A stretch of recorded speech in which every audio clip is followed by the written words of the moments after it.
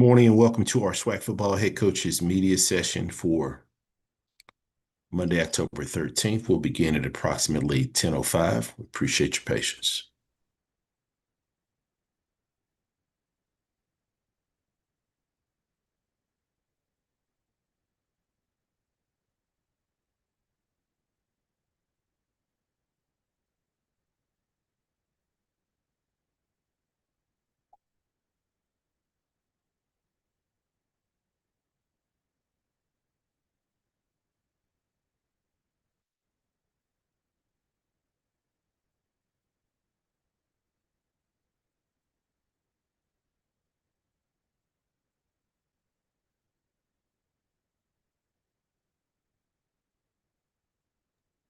Couple quick announcements before we get started. If you do have questions for our head coaches, we ask you please utilize the raise your hand feature to get your question queued.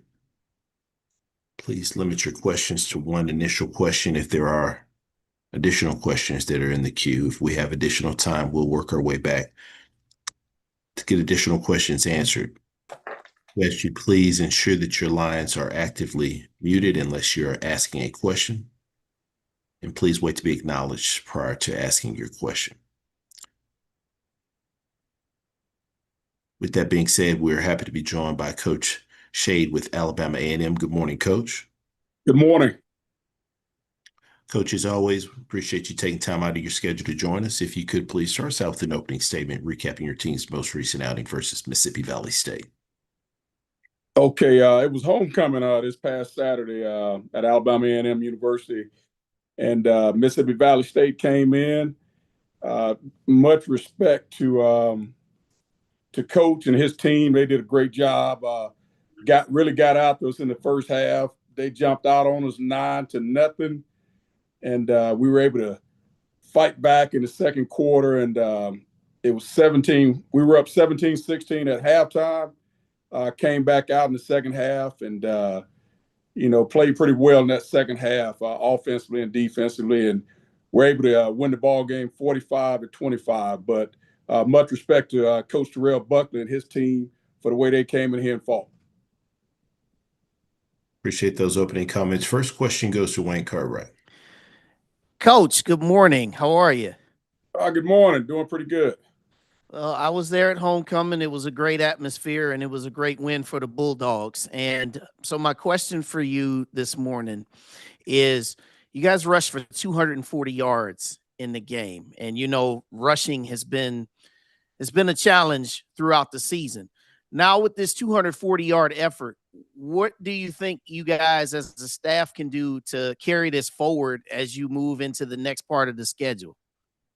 Well, we just got to continue to spend time on the running game, not just offensively, but also defensively.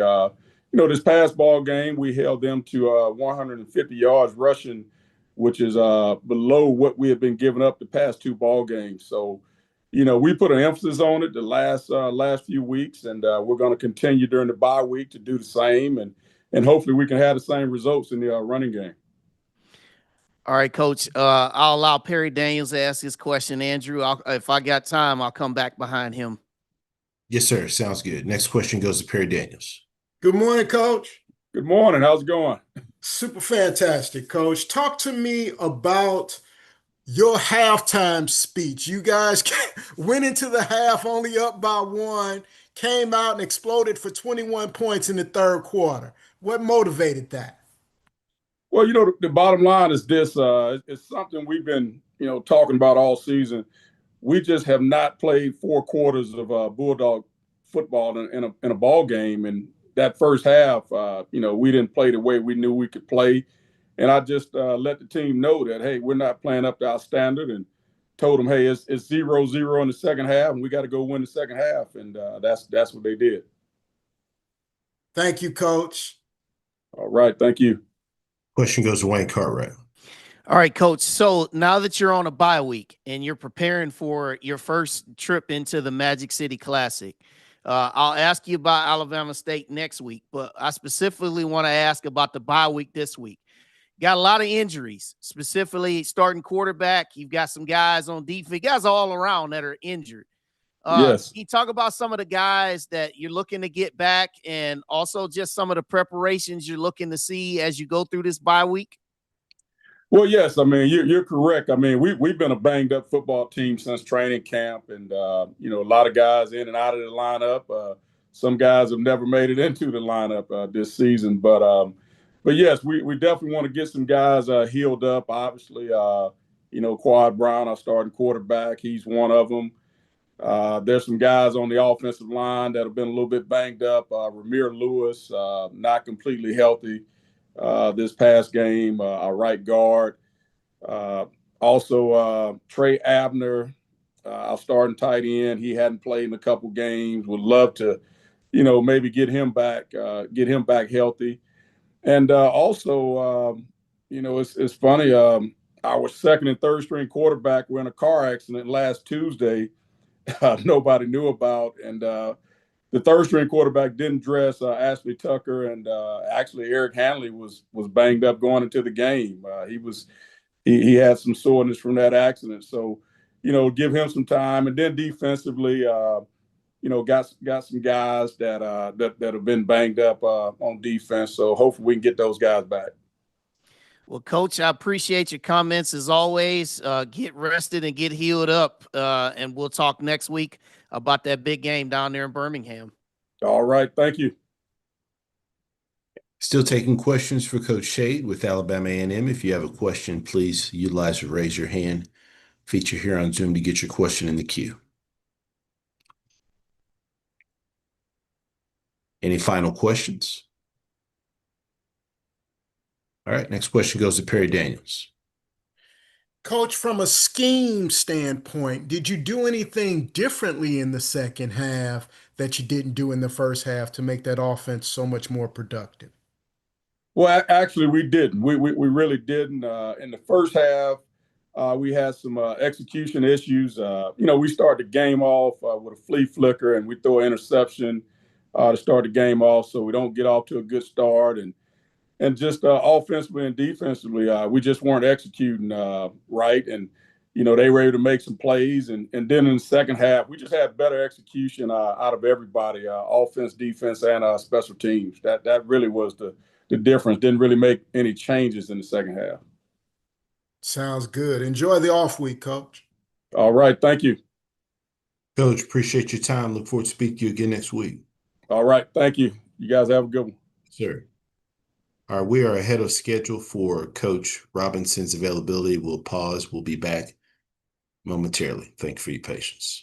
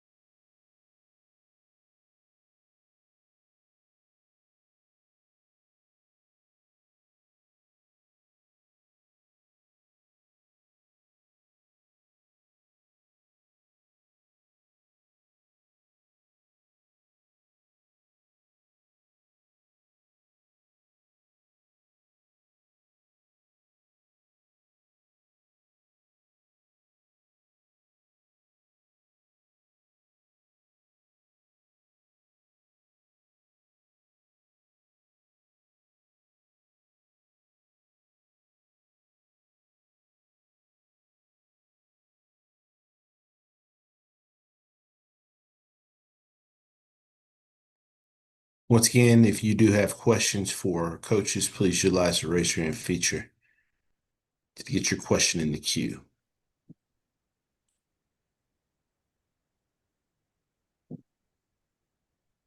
With that being said, happy to be joined by Coach Robinson with Alabama State. Good morning, Coach. Good morning. How's it going?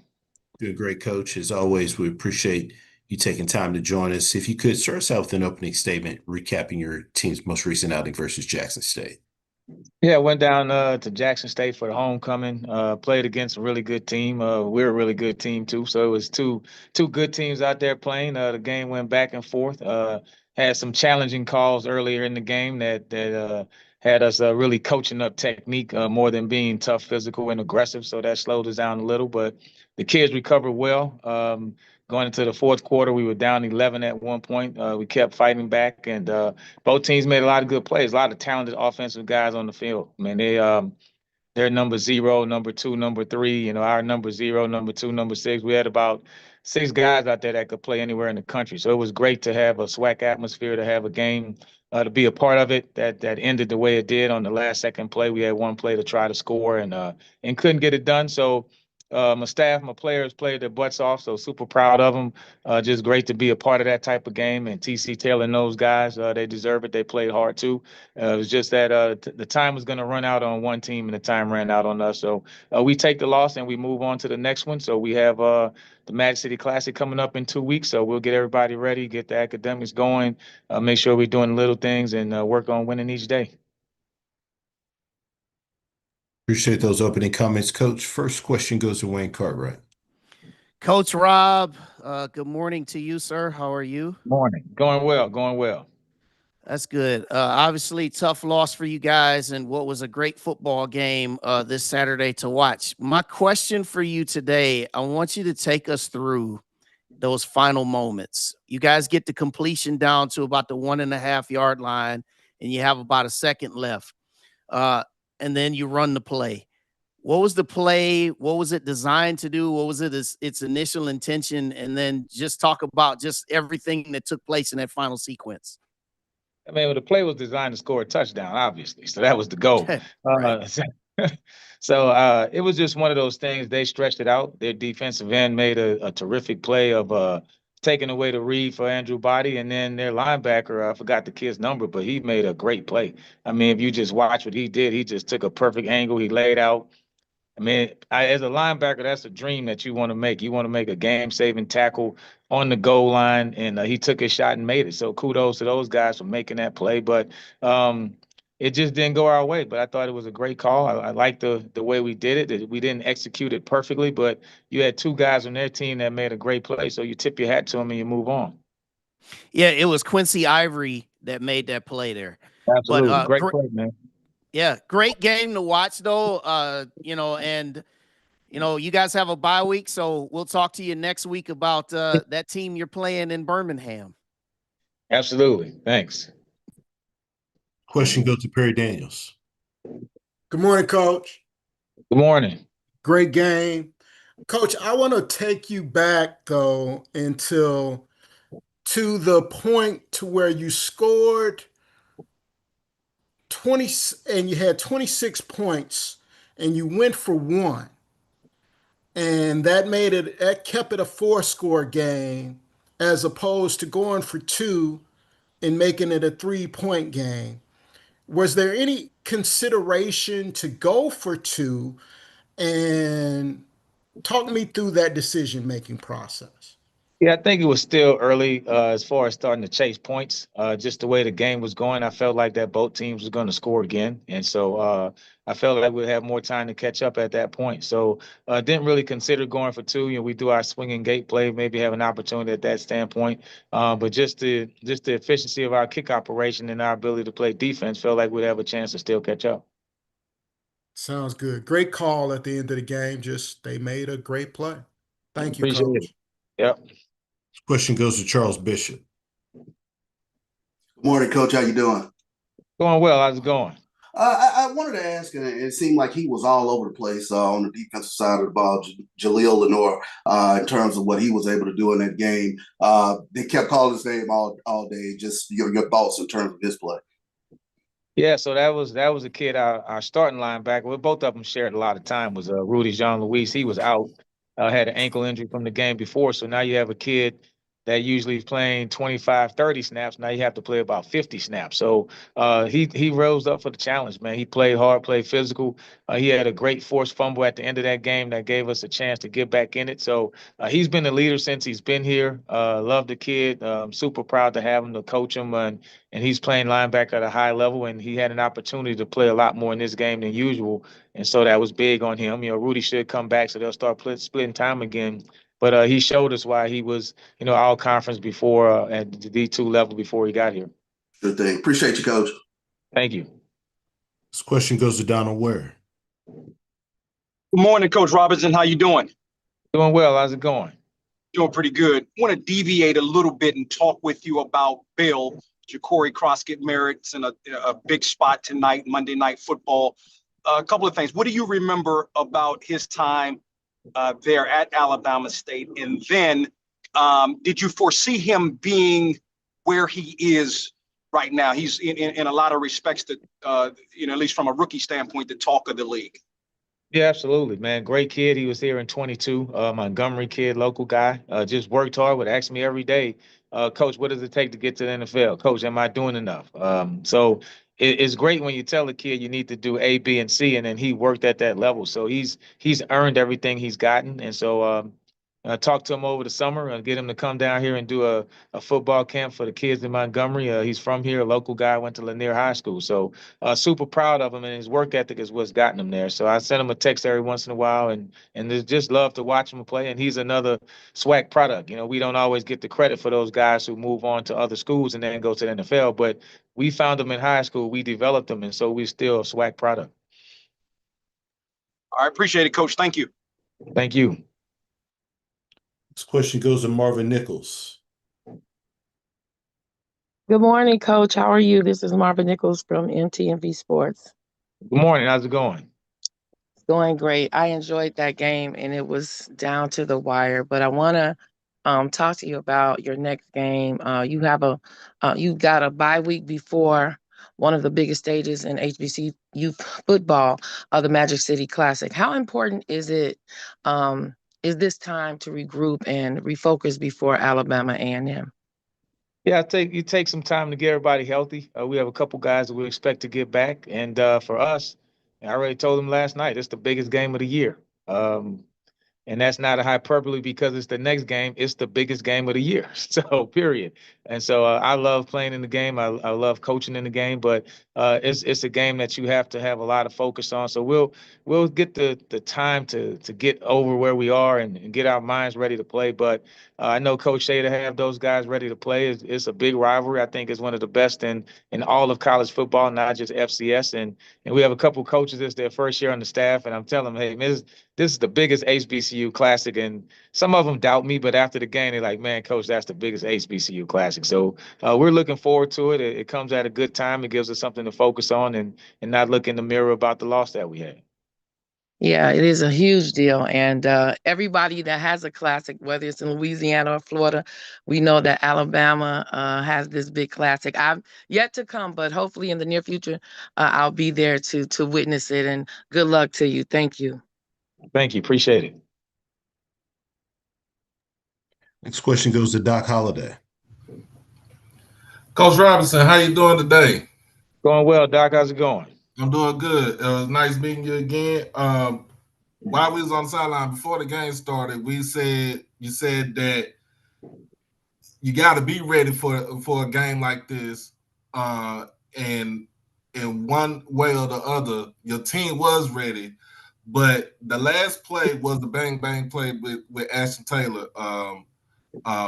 What did you tell your team afterwards about playing games like this and how to move on to the next game? Yeah, so what should have happened. That's what I tell them. And so you have to have that approach in life. Lost some heartbreaking games in the NFL, and probably my third or fourth year, one of my coaches told us that, hey, what should have happened. You can't go back and say, shoulda, coulda, woulda. And I've had some people, well, coach, y'all could have ran this. Whatever play you run, if it doesn't work, everybody's gonna say you should have ran a different play. If you pass it, it don't work, you should have ran it. If you ran it, it don't work, you should have passed it. So what should have happened. I think once you take that approach to it, and I take that same approach in life, you can't look at it in Monday morning quarterback and think about, yeah, it's a play that could have had here, it's a play you could have had there, but Jackson can say the same thing. It's a couple plays that they could have had and it would have, went the other direction. So what should have happened, and you go out there and you get ready for the next game. It's tough. I mean, football teaches you about life. If you can get through this type of stuff, when life comes, you'll be ready for it. And we're trying to raise young men. And so now we're moving on to the next one. But it was a great game. The kids played hard. 50 seconds left. I mean, to me, I was on the sideline with a smile on my face. I told them we practiced for this. Like, I was excited for the opportunity to go down there and win the game. And everybody expected it to happen because we've done that so many times. Usually I give them one timeout in 50 seconds. So the fact that we had 3 timeouts in 50 seconds, we were excited for the opportunity. It just didn't work out at the end, but it was a great game. Once again, salute to TC Taylor and those guys, Jackson State, great atmosphere. Just love being a part of it. Get on to the next one. All right, appreciate you, Coach, and good luck next week. Thank you. Coach, appreciate your time. Look forward to speaking to you again next week. All right, appreciate it. Thank you, guys. Thank you. We next go over to Alcorn State and Coach Thomas. Once again, if you do have any questions, please utilize the raise your hand feature to get your question in the queue. With that being said, happy to be joined by Coach Thomas with Alcorn State. Good morning, Coach. Good morning. Coach, if you could start us out with an opening statement, recapping your team's most recent outing versus Lincoln. Yeah, just blessed to have an opportunity to go out and compete. Any Saturday you get a chance to do that, regardless of who it's against. We still got opportunity to get better. And I thought we did that. Got a chance to play some guys and rest a few guys. But the main thing was, the pageantry of homecoming, being able to at least, play the game. And I know we had some concerns, going into it. But, shout out to Lincoln to come down and play us, and also, our guys and all the supporters. So, it was good to get it on, get a chance to play, get better in some areas. Still got some work to do. So, we'll get ready for a FAMU good football team for their homecoming. Appreciate those opening comments, Coach. First question goes to Wayne Cartwright. Hey, Coach Thomas, how are you today? I'm blessed. Hey, before I go any further, just know that my thoughts have been with you guys for the last couple of days about, the events that you guys had down there for your homecoming. Wanted to say that first. Appreciate it. Anytime. Now, with this preparation you guys have getting ready for this FAMU team, you guys ran the ball really, really well, which was something you guys wasn't able to do the previous week. As you prepare for this FAMU team, like, what are some of the key things and the key aspects that you guys need to do in all 3 phases to get it over the finish line this time? Still running the football. It's just different ways. They got a really stout defense, so it may not be, inside the tackle box. It may be around the edge, and also on the perimeter. So, we got to establish who we are, and that's who we are, first and foremost, with the 2 explosive backs that we have. So, that has to be a main part of what we do. But we also got to be efficient in the pass game. We can't give up sacks and negative plays in the pass game. Also, defensively, they got some weapons. Anytime you talk about Florida football, you always got to deal with the speed. And they got some guys on the edges that can run and create separation on the edge. So we got to win our one-on-ones and stop that, running game that they have with the big running back and those electrifying running backs that they have in that room. And then special team, that's my biggest thing. We just got to clean it up. We work it over and over. And so I'm still waiting to have just that 100% completion, just from a special team aspect. And so we'll continue to do that and, take that trip up to Tallahassee and get ready for this really good football team we got to face. Well, Coach, I appreciate you as always. Good luck this week as you take that trip over to Tallahassee. Appreciate it, sir. Question goes to Perry Daniels. Good morning, Coach. Good morning, sir. Congratulations on the victory. Appreciate it. Coach, talk to us about the mentality of the team as they go into Bragg Memorial Stadium to take on these Rattlers. It's hard to say right now because, I don't think I have anybody on the roster that ever been, and that's including some coaches. And so we got to create that. You see, my first cousin, Kendrick, he was able to just give me some insight of what it was like last year when Valley went down. And so, I talked to Willie just about, some of the things and loopholes inside that from a psychological standpoint that I can address my team and also, the players. So we're going to try to create that type of culture. We know it's going to be electrifying. We've seen some of the YouTube videos. So we'll pull some of that and get some noise, going on in the practice sector. But we know it's going to be rowdy. We know it's going to be a really good atmosphere for football just because of, that geographical location and the history and the tradition behind that program. And so we got to create all that in-house, but also block out all the external, things that deal with it. And we got to go out and execute, be sound on all three phases and come back on the, with a win. Thank you, Coach. Good luck. Appreciate it, sir. Question goes to Doc Holliday. Coach Thomas, how you doing today? Oh, I'm blessed. What's up with it, Doc? I'm doing good. So you happy with your win for this weekend? So now's the time for you to go ruin somebody else's homecoming, and that's with FAMU. But let's go ahead and talk about the running game with Ja'Cory Sewell and Reggie Davis. Both of those backs combined for over 300 yards rushing in the game. What are the things that you want to try to improve as far as when the running game and also with time of possession? Yeah, 9 carries wasn't about enough. And so that starts and ends with me. And so I've talked to the offensive staffs and he'll definitely touch it more going out. It may not be necessary in the backfield, but he definitely will get more than 9 to 11 targets. He's our bell cow. He's been with us behind, Javion and Nico. And so we owe it to him. And so we'll continue to give it to him. And when he can't get it, Reggie will come in and spell him. And I think if we can do that and establish that with the O-line and create a new line of scrimmage, we'll have a chance every Saturday. And so, talking about the homecoming deal is an opportunity for us to go out and be able to spoil somebody else's homecoming. And so, we know Coach that had those guys, excited and ready to play. And so we just got to play our brand of football, continue to run the football at a high rate, spit it out on the perimeter and take the explosive shots when we get the chance to. I appreciate you, Coach. Yes, sir. Question goes to Charles Bishop. How you doing, Coach? Oh, I'm blessed. How about yourself? Coach, another cross-division game, and I just wanted to ask this question. In addition to obviously what you're looking at with your own football team, but what is it that you primarily see with those teams over there in the SWAC East? Just a physicality, and really, really good athletes. When you look at those guys, and the way they play, coordinators on both sides, and also the head coaches, the way they kind of create that culture of just toughness, and so, on that side is real, really good brand of football. And there's also a mindset over there that you can kind of see. So, we got to be able to match it. It's going to be a hostile environment, tough territory that we got to try to invade. And so I know our guys will be prepared, to take that trip. And so it's going to start with Tuesday morning, being able to go out. And once we get there, matching the intensity and being able to just cut out the noise, just go execute at a high level.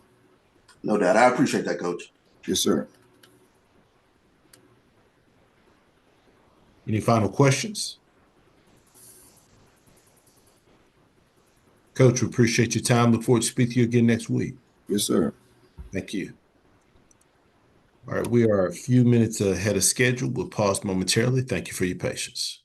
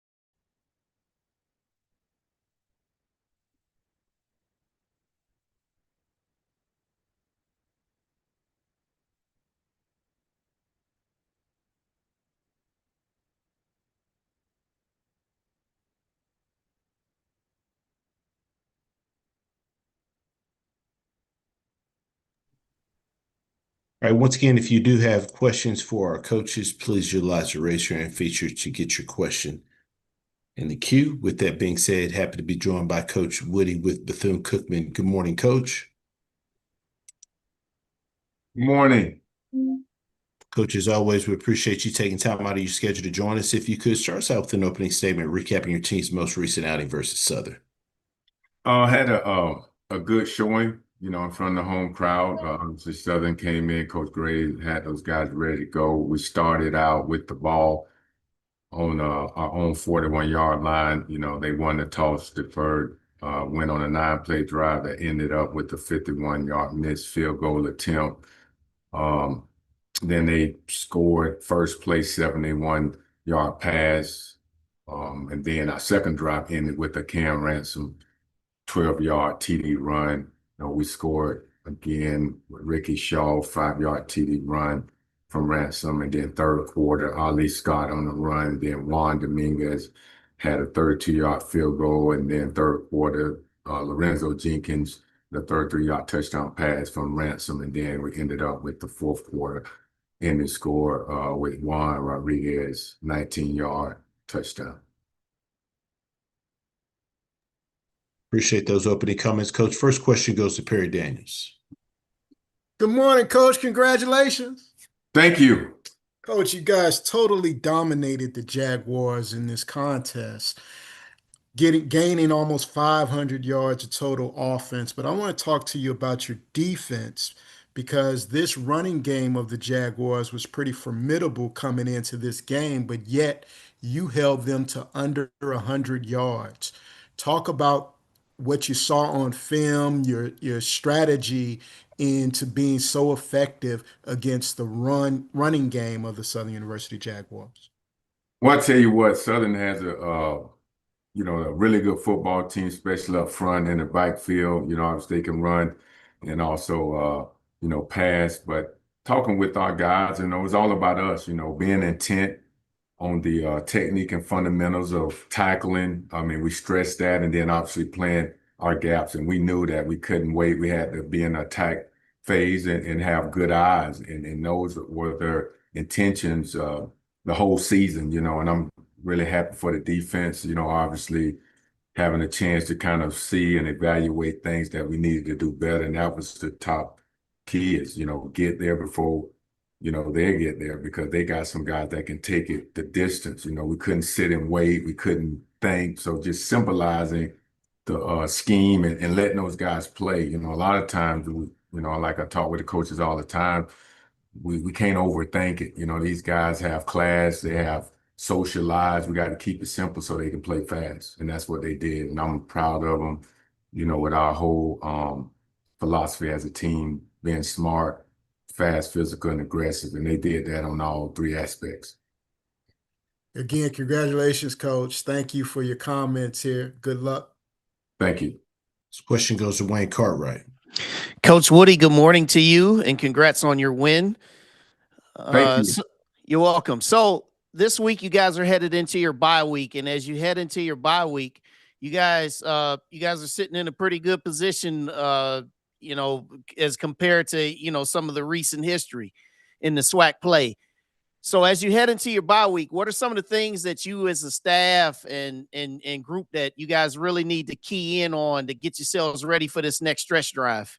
Well, I tell you what, just being intentional on the technique, fundamentals, and attention to detail, and first and foremost being, good students, catching up on their schoolwork, making sure that we do a lot of housekeeping on that, giving them an opportunity to rest, and then, watching film and like I said before, work on our techniques and fundamentals. I know Coach Hampton, he's a close friend, and he's going to have those guys ready.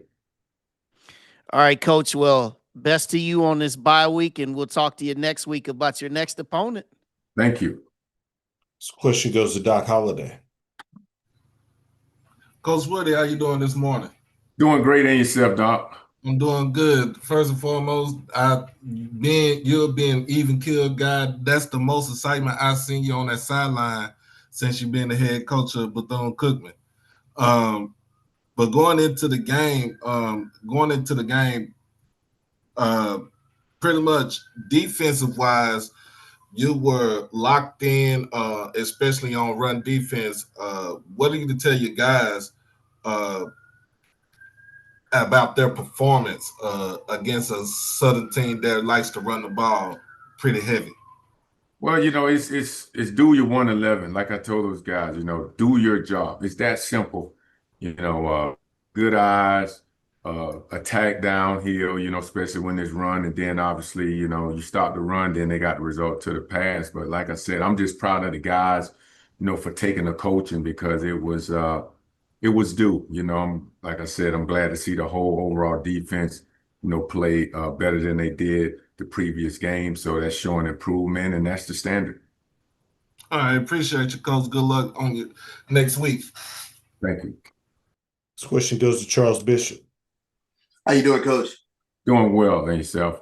I wanted to ask this question. I mean, it's not often that you see in football where there's not a noticeable drop-off from quarterback one to quarterback two, but I wanted to ask how much of a luxury is it to have two quarterbacks that can really move the offense kind of as seamlessly as both of your quarterbacks do?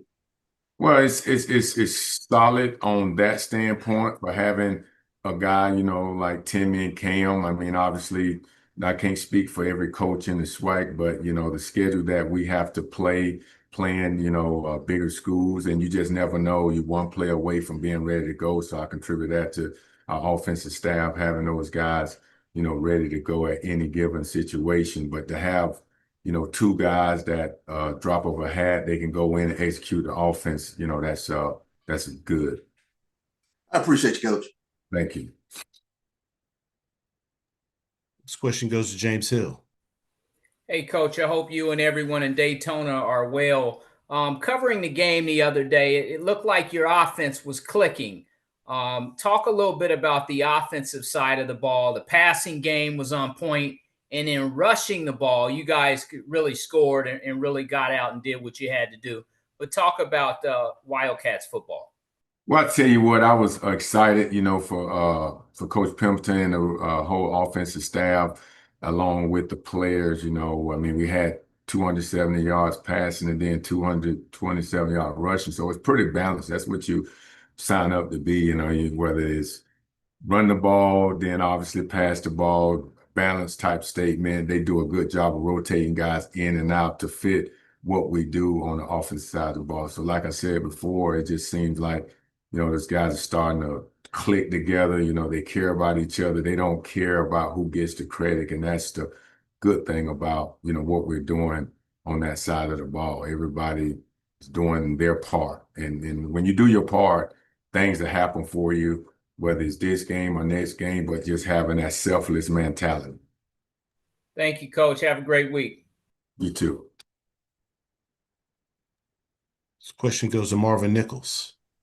Good morning, Coach Woody. Good morning. This is Marvin Nichols from MTMV Sports. Coach, that was a statement win for the Wildcats. I'm so happy for you after being down there in Daytona a couple of years ago to meet your team, you and your team. Your complete domination on both sides of the ball. What was the energy like in that locker room after such a commanding performance? Oh, obviously it's positive. Anytime you win, you go to that next step. And I think these guys are starting to understand that, they play as a team and trust the process. Everything, will work out. I appreciate those comments, but it's all about the players. That's what it's about. And those guys starting to understand that, it's not about me, it's about we. Well, Coach, it's happening. Its manifestation is happening, and good luck to you. You have homecoming this coming weekend, correct? No, next weekend. We're off. Oh, next weekend. Well, listen, continue to move forward and keep on keeping on. Thank you. Last question goes to Kendrick Marshall. Yeah, Coach, the improvement of your football team has been pretty evident this season, just based on you guys' start, especially in SWAC play. How much do you appreciate the program in its current state now, as opposed to when you took over when you were coming off a couple of losing seasons? How much do you appreciate just the growth in your team since you've been here? Well, I mean, I tell you what, it's not about me, it's about the vision, and then obviously the staff members, the organization, as long as, you know, the guys, they understand that we're student first. You know, I had some hurdles to overcome as far as with grades and, you know, APR and all that stuff. So you have to get that right first. And I think now the guys are starting to understand it's two words: do right and then prove it. And I think they're understanding that part of it because, you know, you have to have a standard and you have to stick by a standard. And now they understand what they expect. They expect to win, you know, whereas they didn't understand on time mean late, tuck your shirts in, those type of things. They didn't understand. So just to see them do it and us not say it, then that's getting us to where we want to be.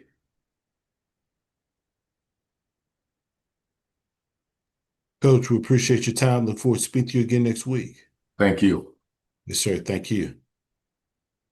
We'll now go over to Florida A&M and Coach Colsey. Once again, if you do have any questions, please utilize the raise your hand feature to get your question in the queue. With that being said, happy to be joined by Coach Colsey with Florida A&M. Good morning, Coach. Hey, good morning. How you doing?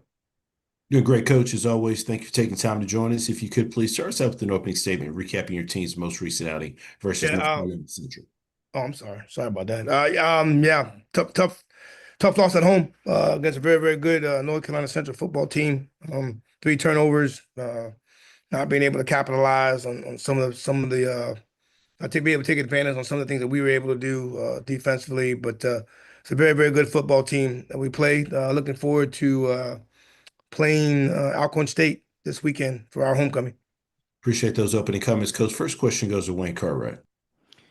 Coach Colsey, good morning to you. Hey, Wayne, what's going on?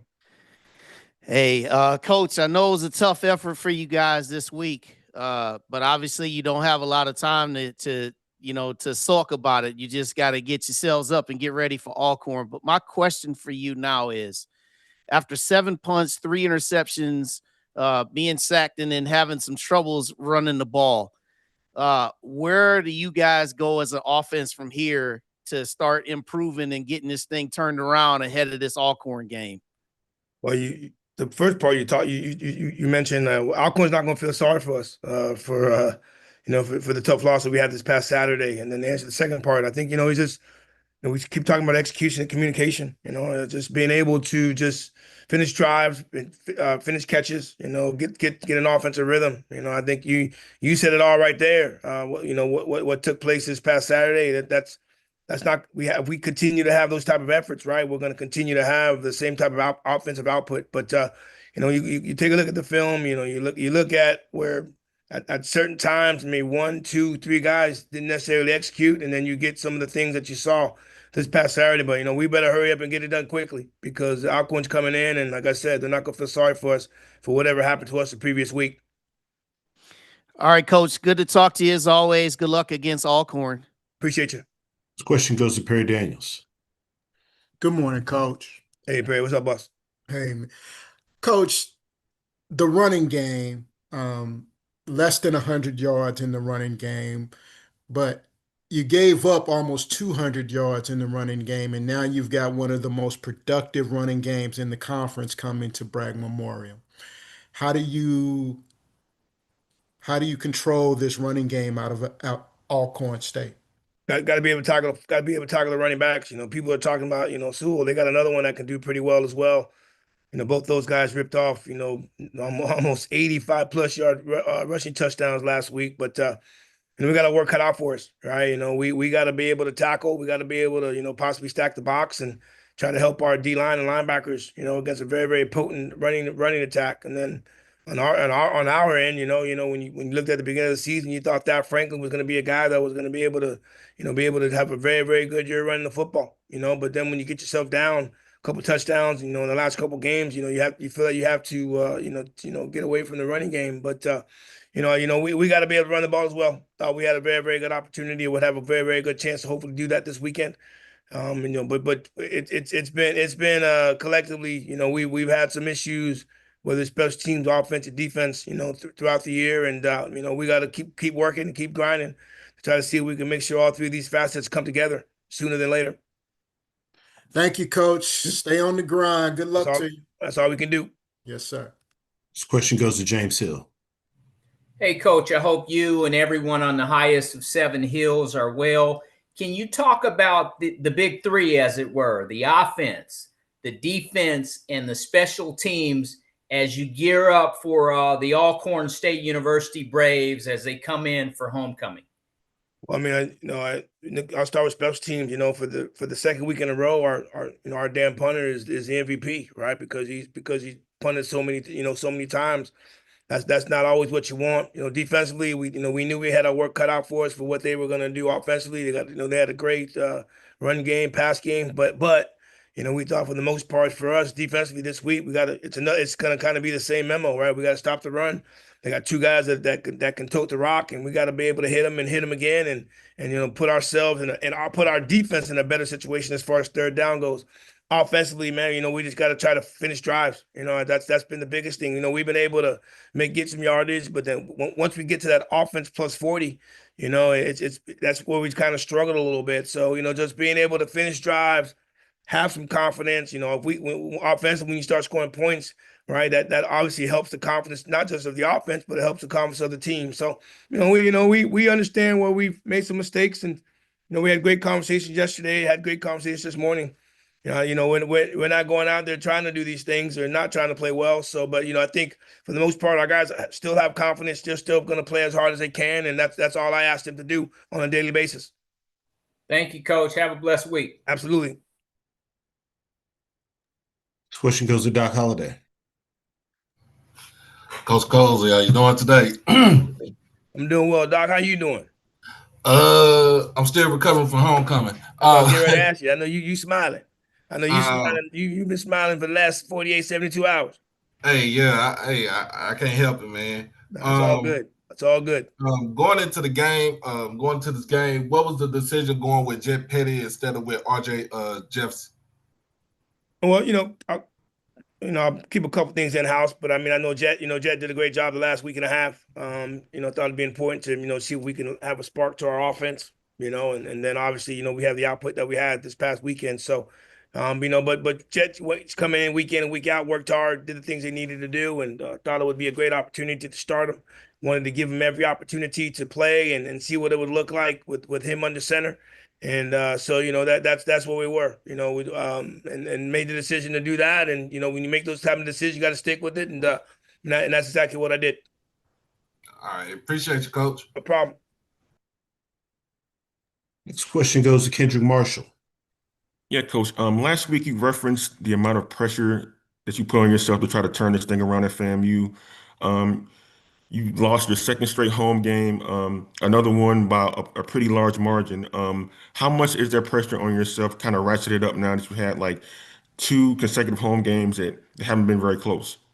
Well, I mean, it's still there, right? The pressure is just trying to, try to continue to have this football team continue to play, continue to fight. But we're 100%, and as far as our attendance and a lot of things that we're doing right now, guys are continuing to still buy in. They understand that what a win can do for this program, and what it can do for our football team right now. So I think the biggest thing for us is, again, we can't feel bad and we can't feel down, right? We got a team coming in that's going to try to win as well. So it's important. My job is to make sure that as far as our coaching staff goes, making sure we're putting our guys in the right position to be successful this week. They practice, our guys are going to come in and ready to light it up. They're going to come in with their eyes open and their ears, listening to try to, we all collectively know what we have to do to try to get this thing going. And that's just continuing with the confidence, offensively, defensively, special teams, making sure we're putting them in a situation to be successful. I mean, it's just been one side or one play or one player or 2 players or whatever the case may be on any given play. Well, that's just having confidence in each other and having confidence in maybe what we're doing. So we'll continue to fight, we'll continue to play, and I know our guys are going to work hard. That's all I ask them to do, and I know that they'll do that for me. As a quick follow-up, Coach, you mentioned last week that you would give your team a D grade at this point of the season. Have you come to face the reality that this is who your team is, a below-average football team? Not really. I think that you go back to our game. We've had a couple situations where we could have been better. And maybe we could have called it better, maybe we could have played it better. We can be an or maybe we could have executed it better. There's some things right now on our team where you just thought you would be better, maybe at certain situations or at certain points in the season. But we've only played 5 games. Right now we got 7 left. They're all in conference. They can all bode well as far as what that could mean to us, later on in the season. So, as far as what we're trying to accomplish, we still have that opportunity to do so. But you just got to make sure we take care of what we have to take care of, and that means winning every week. So those are the things we know. And as of right now, we still have an opportunity to be successful. But I'll never, I look at the guys in the locker room. I thought we have, still think we got some very, very good players in that locker room. We're just not playing right. We're just not playing well as a team. So that's going to be up to myself and the staff to make sure we try to get that going. I appreciate it, Coach. No problem. Last question goes to Dwayne Nash. Good morning, Coach. How are you doing? Hey, Dwayne, what's up, boss? I'm doing good. Following up on Doc's question there, you talk about pressure.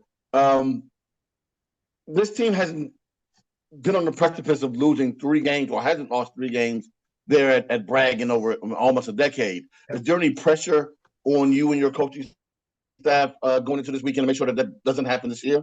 Well, I mean, I just think that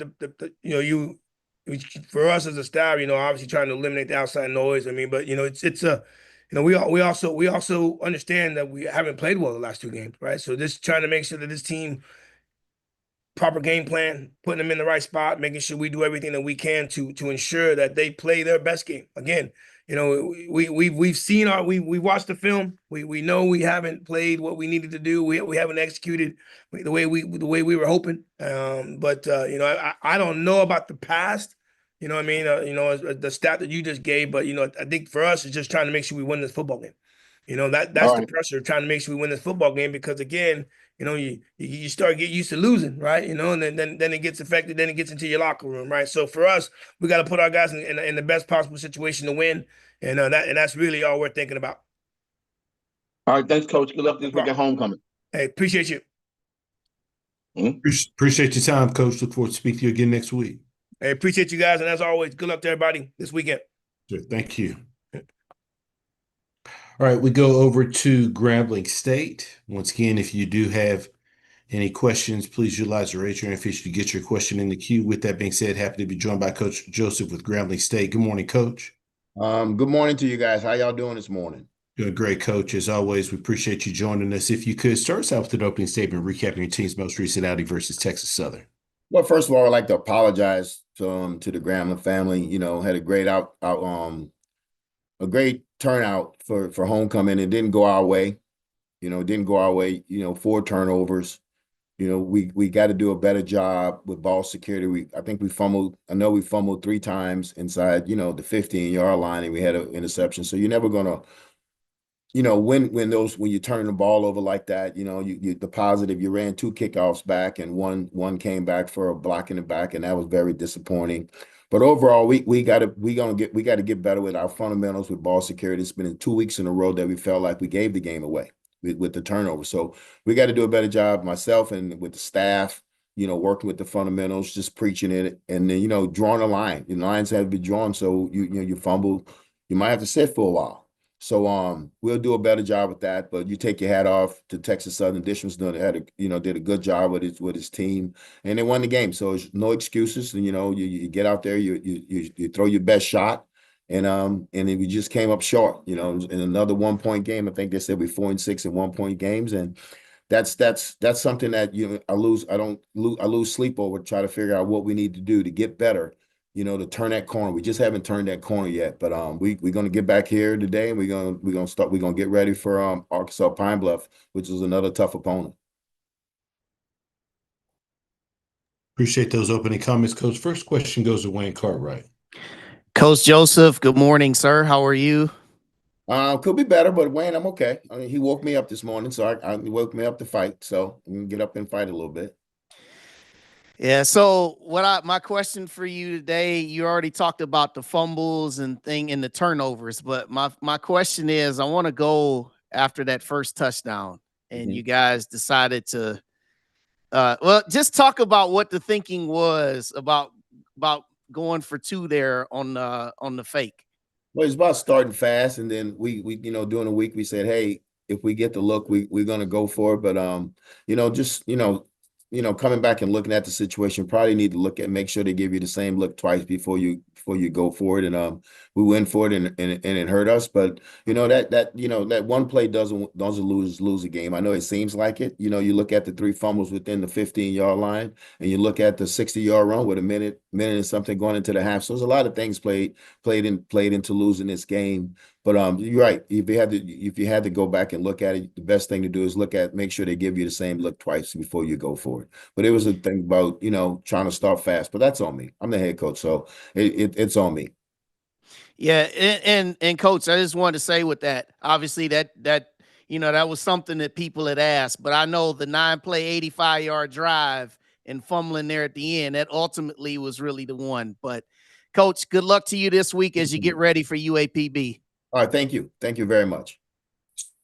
Question goes to James. Hey, Coach, I hope you and everybody at Grambling State University are well. Talk about the big 3, as it were, the offense, defense, and special teams for the G-men as you move forward and play another game this week. Well, like I said about offense, just 3 balls on the ground. Like we told Ash, you got to understand when the journey's over and get down. And, and there's the quarterback centers change was something that we do every day. Quarterback centers change and, just a communication part. If you're going to tell them you're going to give it. If you tell them you're going to pull it.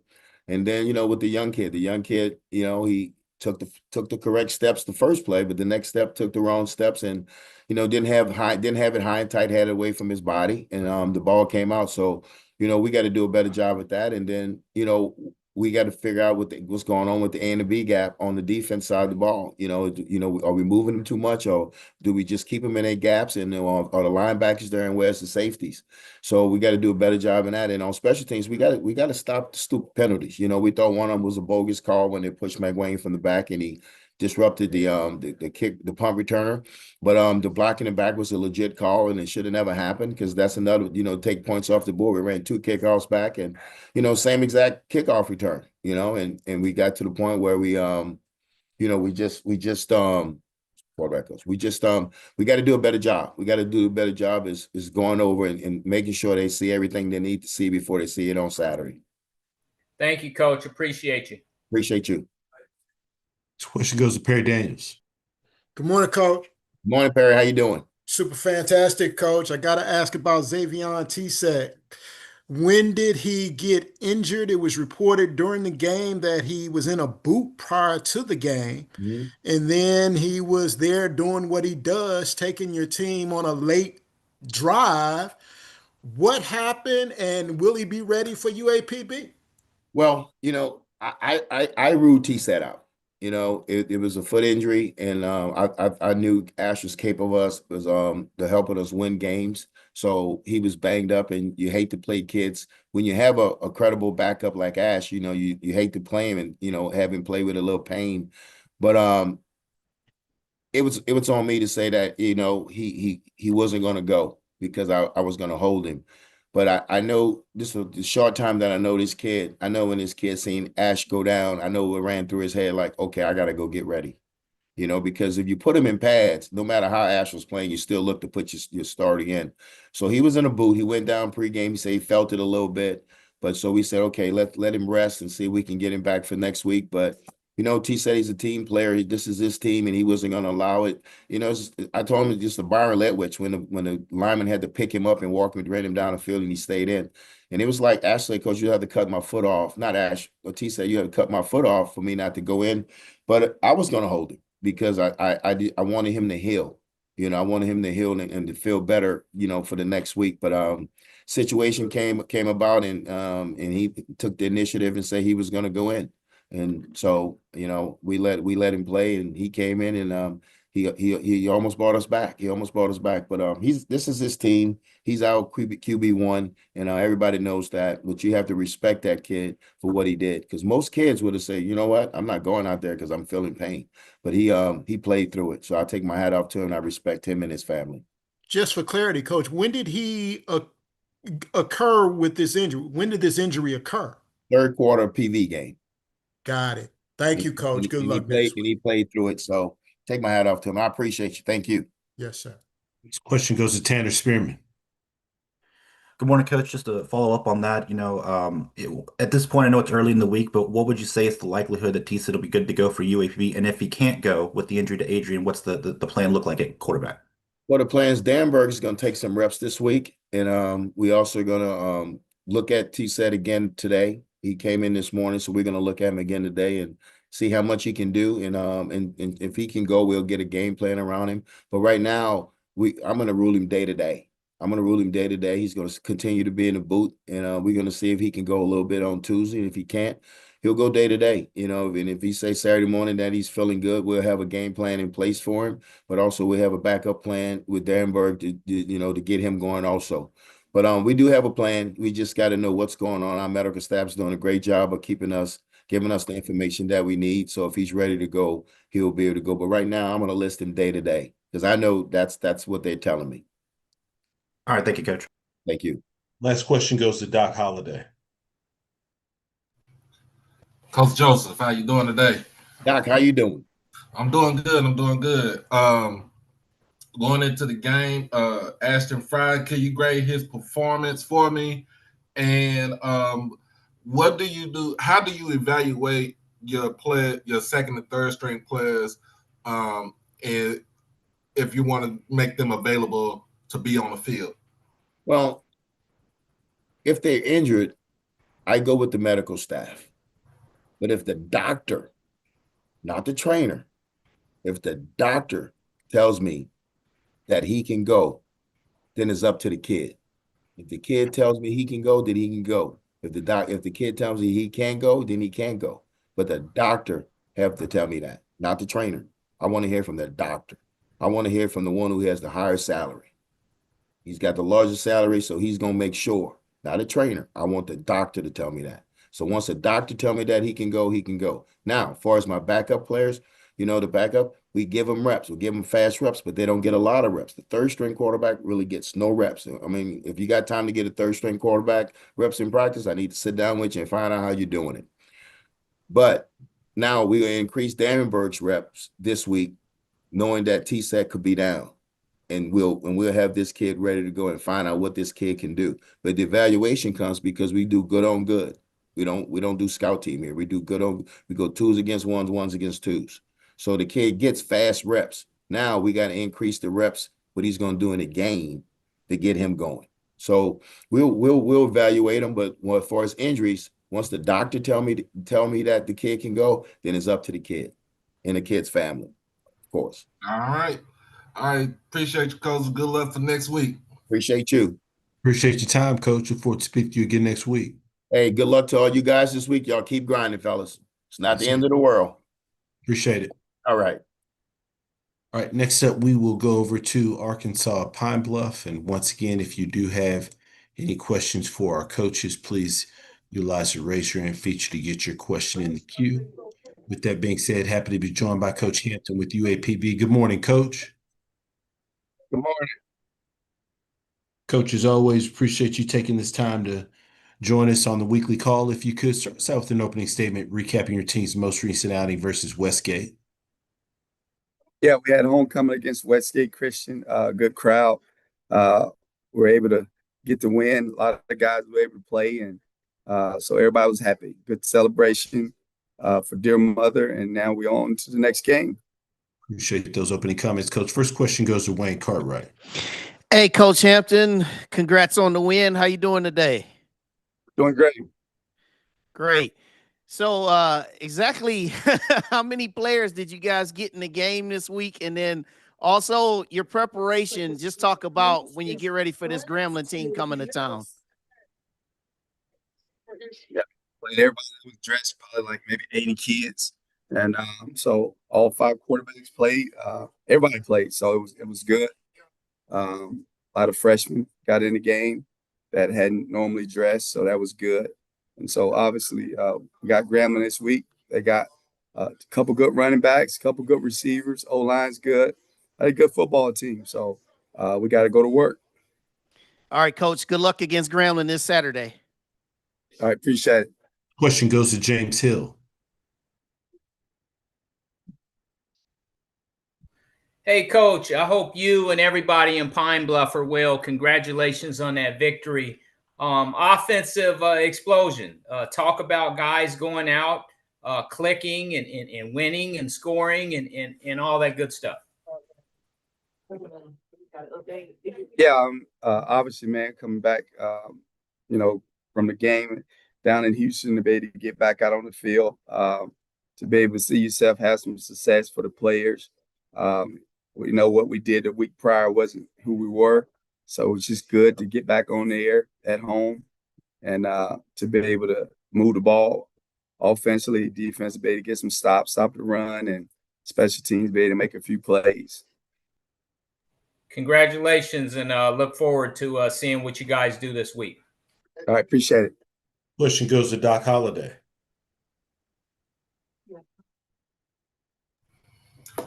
Coach Hampton, how you doing this morning? Okay. How you doing, Doc? I'm doing good. Congratulations on the homecoming win. Appreciate it.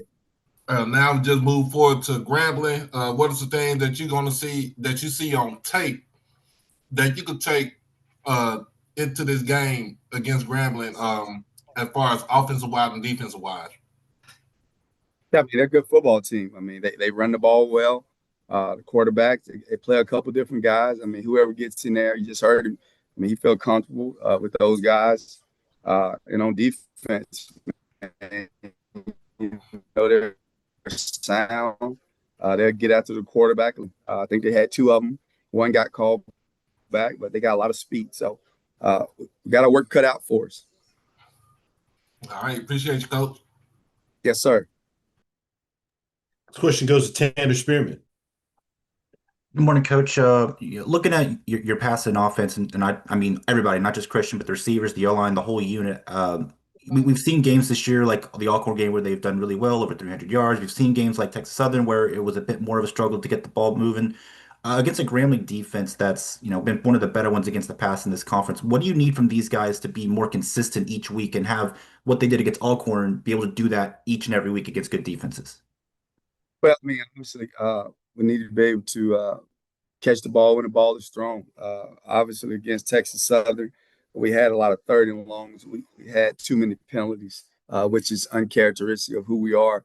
We got to be able to stay in third and manageable. If we do that, man, we've been pretty good in our third down completion. But again, we got young receivers. We got some older guys, and they'll be excited. We're at home to be able to make some plays. So it's just like everybody in this conference. I mean, it's the wild, wild west. Every Saturday, you got to buckle up. So, last year was a good game. We had a chance to win the game. And so our kids will be ready to play. Thank you, Coach. This question goes to Dwayne Nash. Good morning, Coach. How you doing this morning? Good morning. What can you learn about your program when you face a sub Division II program as you prepare your team to face the rest of your conference schedule?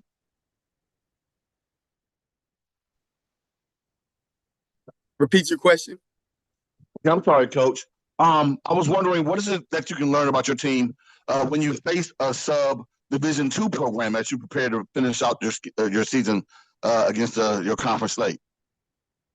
I mean, what you learn who's going to compete.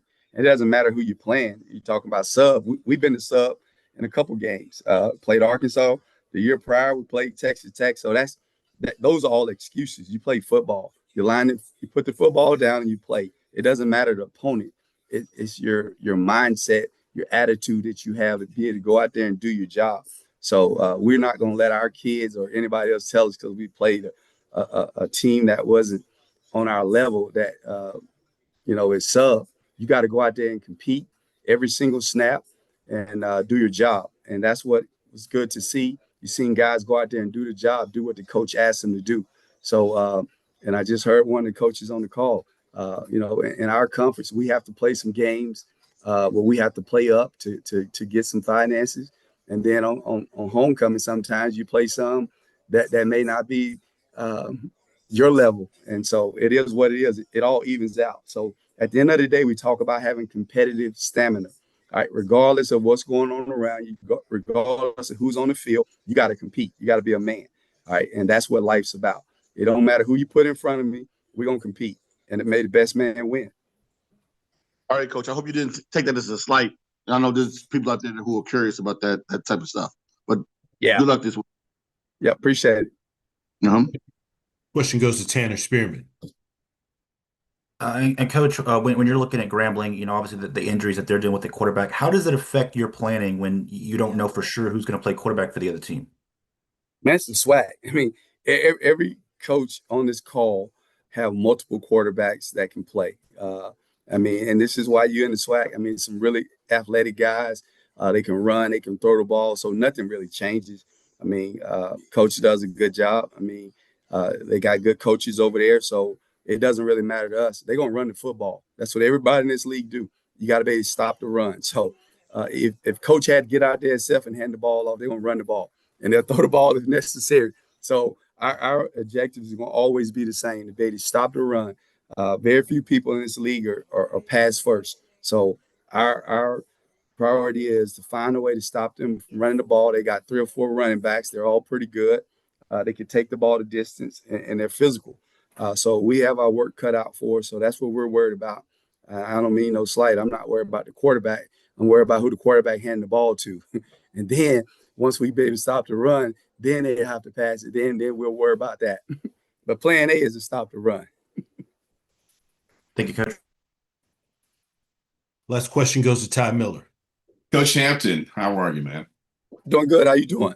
I'm fine. How difficult, you mentioned briefly the game with Grambling last season. So how difficult is it this year to prepare for a team that has a number of transfers that you may not be aware of? It's not difficult at all. I mean, you got 6 games on, right? Man, we got an entirely different roster. We had about 35, 40 guys. They added 35, 40. That's every coach in this conference. That's what we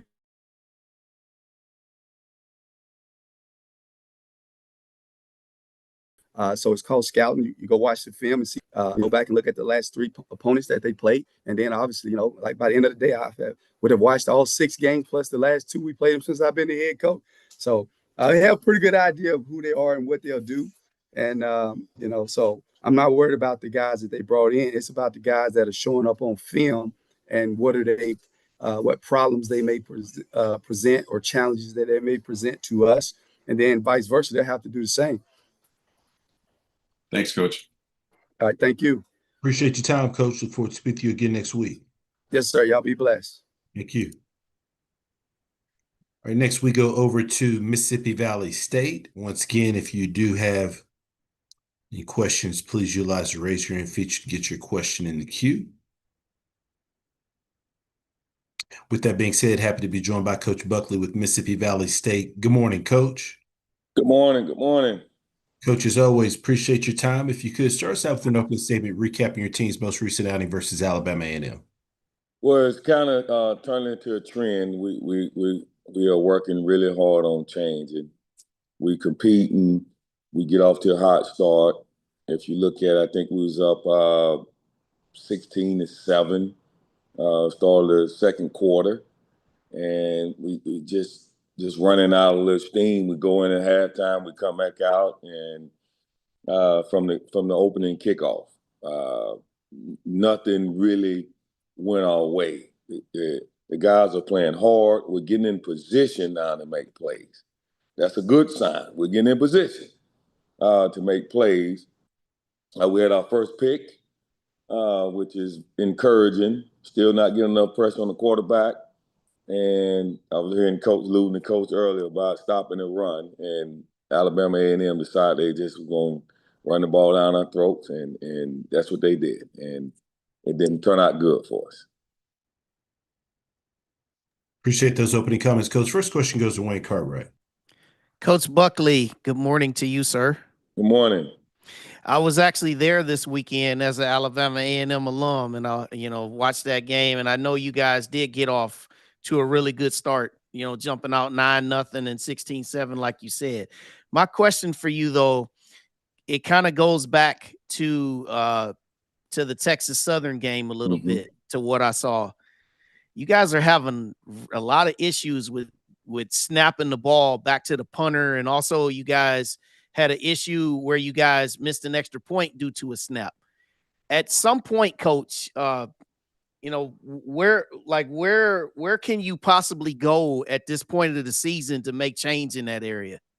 You cannot. Long snapping is a skill. It's like having that special quarterback. And when we lost our snapper, it put us in a bind. And so what we're doing is trying to get creative. We might just start going for everything, right? Because it's putting us in a bad situation to begin with. So just throw out everything and go for it on fourth down every time. Which you don't want to do that. You back up on your 10, your 5-yard line and just keep the offense out there. It puts you in a bad situation as a coach, as a team. But we're still working at it, trying to get it better, trying to get it right. But it's very hard when you don't have that guy and he's standing over there on the sideline with you, but he can't help you.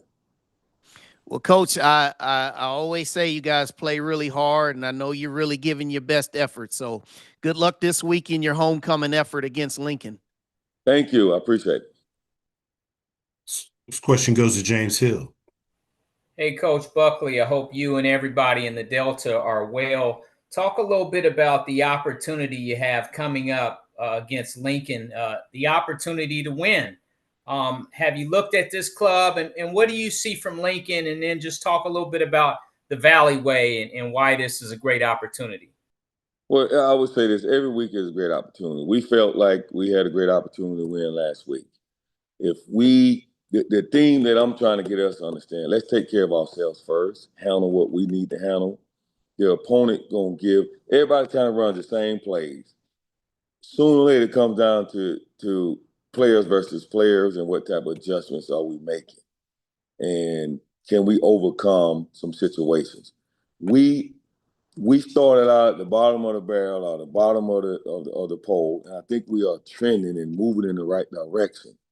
We have to put together 2 halves.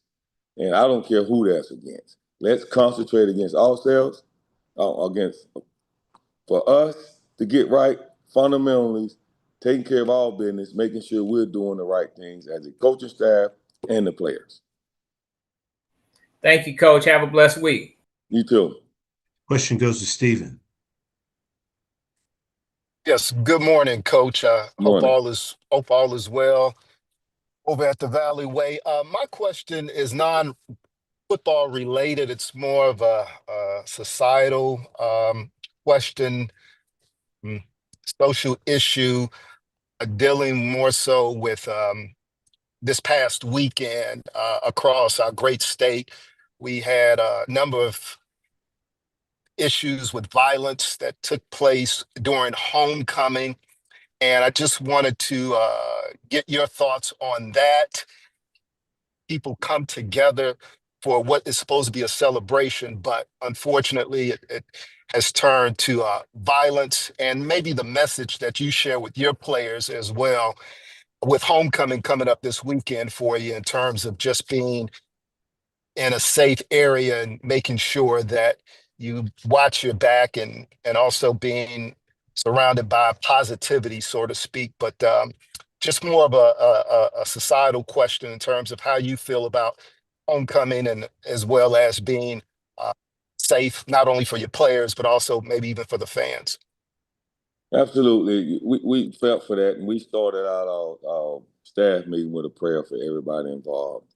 We start out every meeting with a prayer, and that was part of it, for the safety, for the understanding, for just where we heading.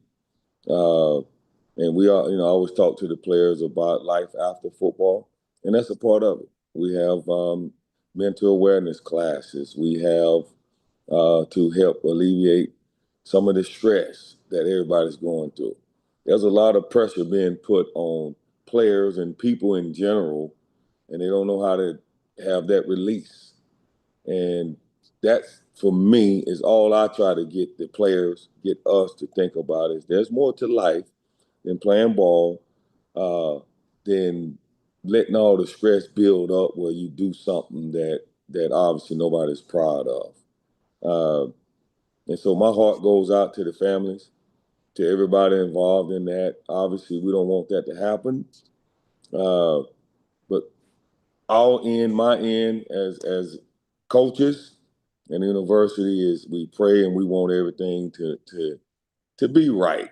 And when it's time to celebrate, let's celebrate. It's time to think about things. Let's think about things in a positive, constructive way. Thank you, Coach. You're welcome. Next question goes to Perry Daniels. Good morning, Coach. Morning. Coach, you've mentioned that you took this job in January, February, somewhere around there, and your team is starting out fast. I'm wondering about a strength and conditioning program to sustain that. Is it the lack of being able to institute a consistent strength and conditioning program, or is it a mental focus issue from your perspective? Well, it's definitely not a mental focus. It's conditioning, it's strength and eating properly and doing all the things that doesn't allow you physically to finish. When them big guys leaning on you and you're not strong enough, we're in great shape. I think mentally the discipline part not understanding. We've cut down on our penalties. We haven't had a turnover taking the offense in a couple of games. It's coming down to identifying it as weight room, proper nutrition, all the stuff that you need. We have to improve in that area as an organization that will allow us to finish games the way that we should. Thank you, Coach. Good luck with that. Thank you. You're welcome. Last question goes to Ty Miller. Hi, Coach. Thanks for taking my question. It's about Lincoln. What's your knowledge of this traveling team, and what do you talk to your players about when they take on a team that has no home stadium, where the AD is the head coach, and it's another form of competition? It's very easy. If you watch what's the 7-on-7? Most of these kids have grown up in that. They play 7-on-7, flag football, nines popular, so they're used to that. What we're concentrating on is us. We need to get better. We need to be able to finish games. Doesn't matter the competition. We feel like we can compete right now with anybody for a half. Well, what's going to happen in the second half? So for me, it's a continual development, continue eyeballing the team with meetings and understanding how can we improve what we're doing. And doesn't matter the opponent. That's the biggest thing. Fundamentals, discipline, concentrate on yourself, look yourself in the mirror, coaches, players, everybody that's involved in the program. How can we do better? No complaining, none of that stuff. Just get better as a group. Thank you, Coach. You're welcome. Appreciate your time, Coach. Look forward to speaking to you again next week. All right. Thank you. Thank you.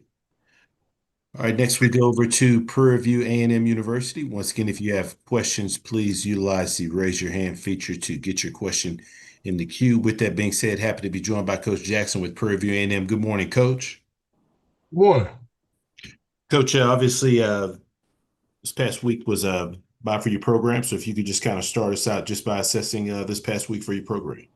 Yeah, we had a bye week at the right time, in my opinion. We were able to focus a lot on ourselves and the data from the first 6 games, and heavy self-scout, heavy reflection time while trying to get better as a program, both on and off the field, send coaches out all over the country recruiting. Obviously, we're in heavy junior college and high school recruiting time with the early signing day coming up. And so it was a great time for us to be able to get a lot of work done. We were here, we were present, we practiced. There wasn't a lot of days off. We're in no position as a program to be giving guys a lot of days off, but we were able to get some guys back from some injuries and things that we faced in the first half of the season. So look forward to getting back on the field tomorrow with our guys and with a focused game plan on Southern University. Appreciate those opening comments, Coach. First question goes to Wayne Cartwright. Coach Jackson, how are you today? Morning. So when we last spoke, you talked about you said that you guys were going to be working on how to finish drives, not stalling out. What did you guys work on specifically this week and going to work on or worked on last week and going to work on this week to address that? And then lastly, what are you saying? What are you going to say to your team, or what have you said to your team about embracing this challenge that is going to the Bluff, man, with a big opportunity on Saturday? Yeah, well, what we tried to do was go back and look at some of the things that stalled us out, whether it was a penalty, whether it was a drop, what was it that happened? It was somebody's fault, or whether it was the coach's fault, player's fault, my fault as the head coach, it was somebody's fault. So we tried to identify whose fault it was and how we can not make that our fault again. The second part of your question is, every time we go into an environment, since we've been in this league now, it's a new environment for us. 2 weeks ago, we were in the Cotton Bowl, brand new environment. We've just come to grips with every environment is going to be what it is, but those people in the environment outside of the field, they have no outcome. They have no effect on the outcome of the game. And so it is and always will be about us, is what we tell our guys. We got a really good opponent in Southern University. I think they're well coached. Their record, it doesn't reflect what they are. And at this point in the season, records don't. People have really good football players. They're really well coached. And when you put them in an environment, nobody wants to lose homecoming. And so we got to believe that they're going to play their best game this weekend. But the environment for us doesn't matter. Man, we create our own environment on that sideline and how we go about playing. And so I think our guys are now at a point where they believe that because they've seen it work for themselves. And we just try to embrace where we are and play football. I like that answer, Coach. Appreciate us talking to you as every week as we do, and good luck down there against Southern. Thank you. Next question goes to James Hill. Hey, Coach Jackson, I hope you and everyone in your program are well. Can you talk about the offense, the defense, and the special teams, and then also how a bye week can be utilized to move forward and be successful? Yeah, Mr. Hill, nobody's played well in our program consistently. We've had spurts here and there in all three phases. We're looking for a consistent play from everybody that's involved with all three phases. We got to do a better job as coaches. We got to do a better job. I have to do a better job as a head football coach of making sure we're clicking in all three phases, because in no game we played of the six were we clicking in all three phases. And so we didn't come here to be a spurty type of football team and get lucky every now and then. We came to execute at a high level, play with high levels of enthusiasm, and keep our head down, not worry about the scoreboard. And at the end, we'll find out what we are.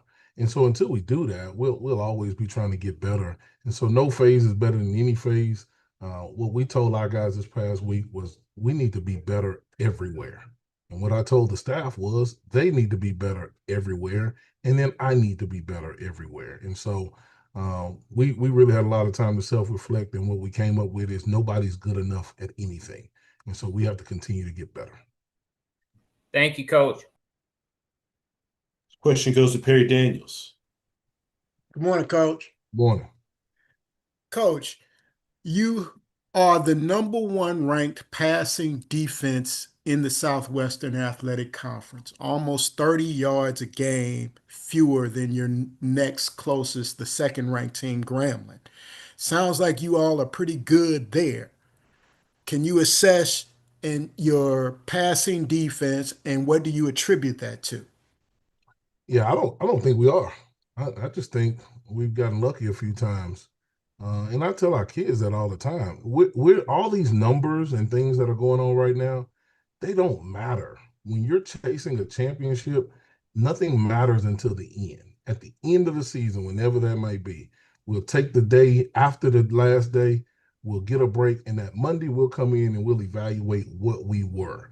And so maybe if we're #1 at that point, maybe I'll care. But nobody around here cares about any of that, because what we see as coaches is how the numbers should be lower. The interceptions that we dropped, the things that we needed, the techniques that we let a guy run by us or we turned the guy free. It's not good enough. And we're here changing a culture. So when you start giving people, when you're changing the culture and you start giving them a lot of kudos, we don't handle that well as people, not just as players, as people. And so again, as I said, without being disrespectful, nothing's good enough. We're not playing at the highest of level. And some people, a loser would tell you that you've only been there 10 months and you got to give yourself some leeway. That's losing to me. We didn't come here to do that. We came here to be elite. And so until we reach elite status, which we are very far away from, we're not going to be settled. And so I appreciate you pointing out that number, but just so our DBs can hear if they listen on the YouTube tomorrow, we're not good enough. Thank you, Coach. Fair enough. I get it. This question goes to Charles Bishop. Yeah, Coach. Even with the prior caveat with regards to players listening, I did want to ask a question in regards to Josiah Rockwell. I was very, struck by the fact that he's able to find spots and zones that are open, as well as creating separation from DBs. But just talk about his play in terms of what it brings to the Prairie View offense to balance it out, because you run the ball so well. Yeah, Rockwell's made a few plays, but he needs to be better too. And we got to be better at finding creative ways to get him the ball. But he's got to take some onus in it, and we need to be better there with him. And so I'm excited for him, because where he came from, he didn't get very much run there. He got a little bit, but not as much as he wanted. And now he's in a situation to where he can be at some point a feature guy. But until he takes that step and we start doing that as a staff, then his production is just an average productive day for a wide receiver in what we do. Sure thing, Coach. I appreciate that. Thank you. Coach, as always, we appreciate your time. Look forward to speaking to you again next week. Thank you. Go Panthers. Thank you. All right, next we go over to Southern University. Once again, if you do have questions, please utilize the raise your hand feature to get your question in the queue. With that being said, happy to be joined by Coach Graves with Southern University. Good morning, Coach. Good morning, Andrew. How are you? Good, great, Coach. And as always, we appreciate you taking time out of your schedule to join us. If you could start us out with an opening statement, recapping your team's most recent outing versus Bethune-Cookman. Well, last week we had a chance to go down to Daytona Beach to play Bethune-Cookman, and hats off to Coach Woody, his staff, and his team. Those guys really came out and they played well, and they had their way with us. I'm very disappointed about the way we started off fast, but the way that we continued to play throughout the course of the game wasn't up to par, wasn't up to our liking. I take responsibility for that, because it all starts and stops with me, because I'm the head football coach. And so we've had a staff meeting yesterday, and we had a real conversations about what we're doing and how we're doing it, and getting these guys ready to go. And so I look forward to meeting with the guys this evening. We'll practice tonight. We'll watch it, correct it, put that one behind us, and get ready for a very good Prairie View football team coming in here this weekend. Appreciate those opening comments, Coach. First question goes to Wayne Cartwright. Coach Graves, good morning to you. Good morning. So obviously not the outcome you guys are looking for, especially coming off of a bye week. Now, as you turn the page to this week, some of the things that you just said about meeting with your staff and taking accountability and things like that, you guys are pretty much now back to the wall now. You guys are running out of time here to try to make hay there in the SWAC West. What needs to change immediately this week for you, your staff, and the players to be able to get on the right side of the winning track this week against Prairie View? Execution of what we're doing it and how we're doing it. And like I said before, and I tell anybody, we're kind of hamstrung at a time. We have some injuries in some critical spots, but nobody's going to feel sorry for you because of injuries. Yeah, you'd like to have those guys available, experienced guys, depth guys. Yeah, we played without three key players on Saturday on defense, and it really hurt us. We had to play some younger guys, and so, but those guys got a chance to play. Those guys got a chance to learn experience. At the end of the day, we got to be prepared, whether it's the first team guy, the second team guy, the third team guy, if you have that. And we got to go out and execute the way that we're capable to give ourselves a chance. Well, Coach, good luck to you this week as you got homecoming and you got an opportunity against Prairie View. Thank you. Question goes to James Hill. Hey, Coach, I hope you and everyone in Southern Nation are well. Darren Morris and Malachi Jackson. Talk a little bit about those two gentlemen and what they were able to do against Bethune. Good morning, James. Those guys, Malachi and Darren, those are two very good football players, very athletic, very explosive. Those guys had a chance to get out. Of course, when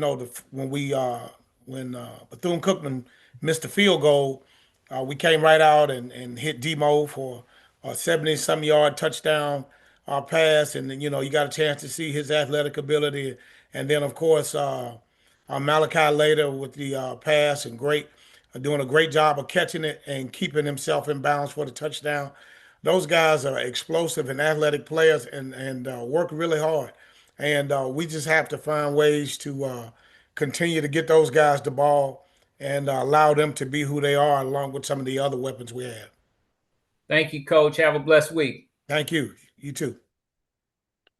This question goes to Perry Daniels. Good morning, Coach. Good morning. How are you? Super fantastic, Coach. Coach, let's talk about this Prairie View A&M football team that's coming in. They have been the talk of the SWAC West. Coach Jackson has them playing really well. How do you prevent what happened this past Saturday from happening in A.W. Mumford Stadium this week? Well, first and foremost, you can't even focus on last week. Last week is here and gone. Each game is its own game in itself. Coach Jackson and his staff are doing a tremendous job. I've known Coach Jackson for a number of years. I know how he works. I know how he prepares, and those guys will be fired up and ready to go. And so, what we have to do, we have to lock in and focus on us. The things that we do well, we have to do well, and the things that we don't do well, we have to work to do those things better, or don't do them all together.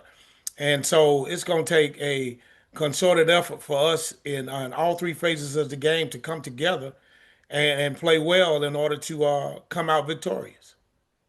Thank you, Coach. Good luck this week. Thank you. This question goes to Troy Lloyd Brown. Hey, Coach, how you doing? I'm doing well. And yourself? Doing all right. Yeah, I watched. I was obviously at the game. I realized that Vincent Page didn't play in the first quarter, it looked like, and he came in the second quarter. What was the reason for that? That was Coach Scott's the linebacker coach, and that was his decision. He played. The guys practiced. Whoever practiced well that week, those who the guys that was going to go out and play. So that's I didn't have a problem with that. We have our linebacker core is very capable of playing. So I'm not concerned about who goes out there first or what have you. I just need them to go out there and be ready to go. Got it.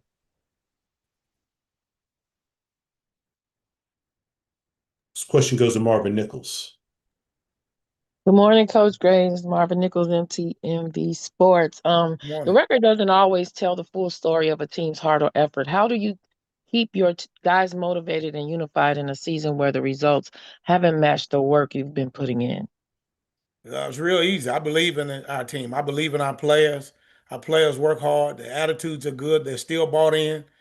They understand. We're in a rough patch. But the thing is, I always tell them, when you're in a storm, you got two choices. You either sit in it or you keep going, because if you keep going, you're gonna get out of it. And those guys are committed to do that.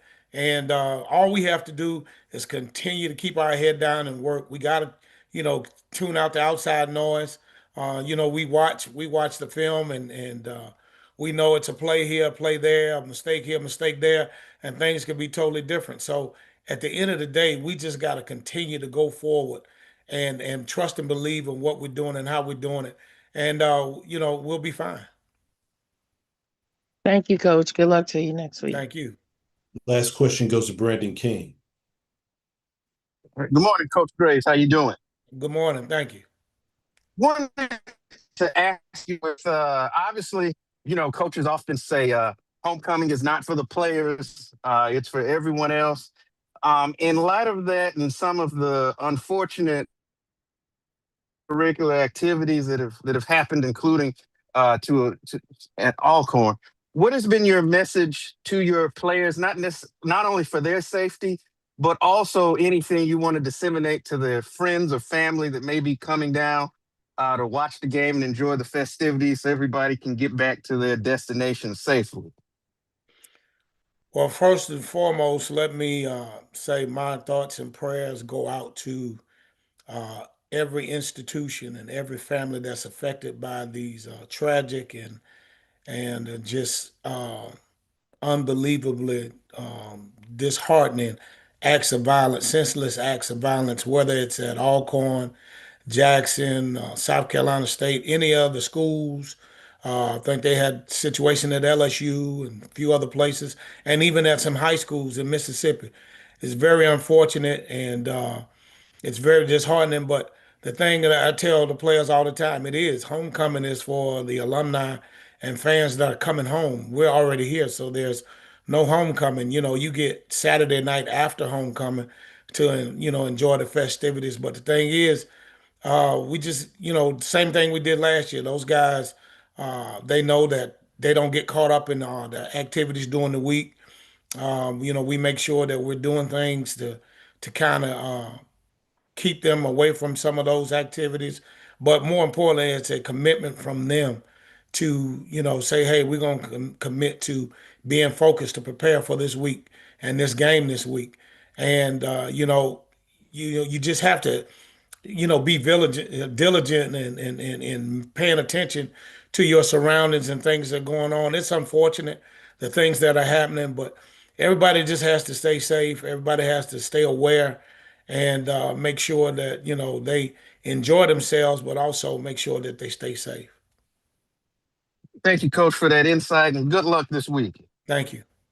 As always, Coach, we appreciate your time. Look forward to speaking to you again next week. All right, thank you. Go Jags. Thank you.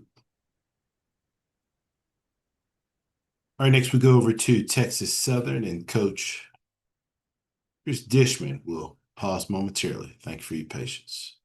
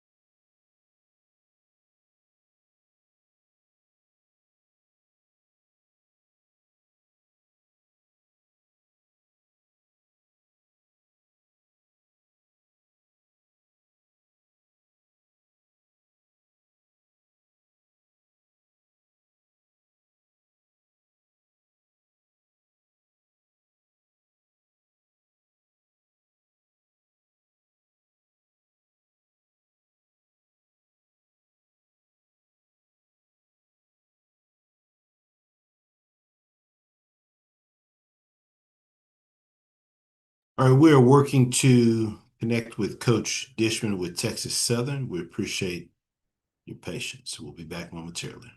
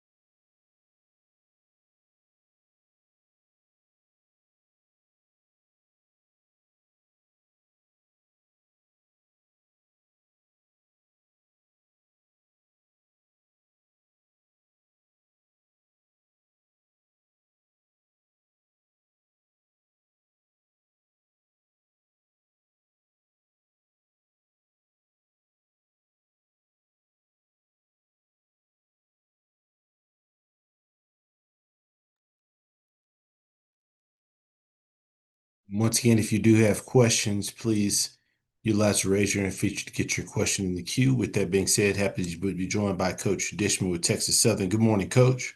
Good morning, gentlemen, ladies. How y'all doing?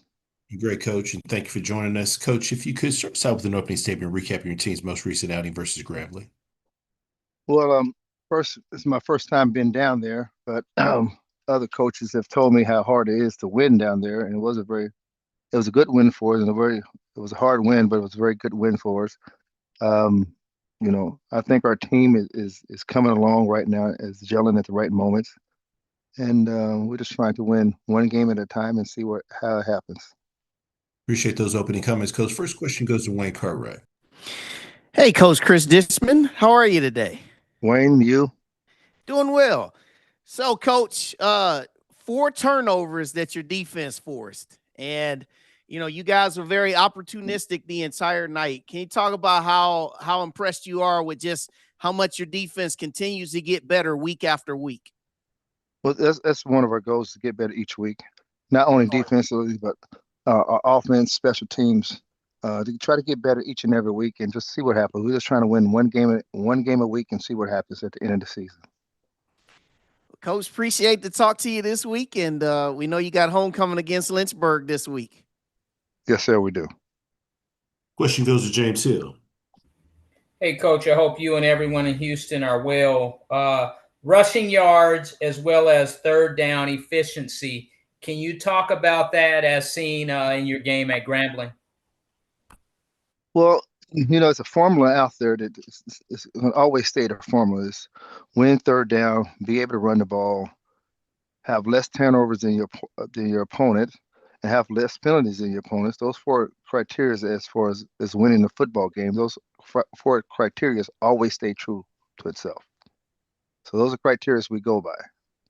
If we're able to do that, then we should be able to win a lot of football games here. Appreciate you, Coach. Have a great week. All right. Question goes to Charles Bishop. How you doing, Coach? How you doing, sir? I wanted to ask a little bit about your offensive line. Over the past couple of weeks, you guys have rushed for just under 600 yards, but you also have not given up a sack. Talked about gelling. What has been kind of the secret to the sauce with regards to the O-line? Well, Coach Smith, offense coordinator, do a great job with our O-line. He makes sure they know the protection and stuff like that. So he's been doing a great job with our O-line, and our young guys that was in there at first is now maturing. Understood. Thank you, Coach. Question goes to Doc Holliday. Coach Dishman, how you doing today? Hey, Doc, and you?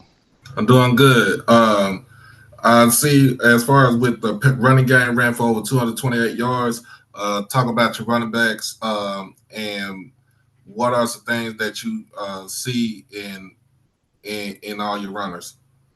Well, they're very versatile. We have different style runners. Renfro is different from Ford. Ford is different from Renfro, and so we have different style runners back there, which would help would help us a lot of having a different style guys back there. So each guy is very important to this team, and we need each guy back there to do what they're supposed to be doing. All right. Good luck next week, Coach. Thank you. Currently taking questions for Coach Dishon with Texas Southern. All right, next question goes to Zach. How you doing, Coach? Zach, how are you? I'm good, thank you. Just to be back now at 500, to be 3-3, how much of a boost, if any, is that for your team to kind of have more of a clean slate now that you're, out of the loss column? Well, anytime you win, no matter where or how you win, a win is very good. It's very positive for our team. It's an uplift for our team, and as far as our players and also our coaches can get uplifted on a win. So right now, our goal is to win one game at a time for the next 5 to 6 weeks. And if we do that, we can see where we're at the end of the season. Coach. Any final questions? Coach, as always, we appreciate your time. Look forward to speaking to you again next week. All right, have a great one. Thank you.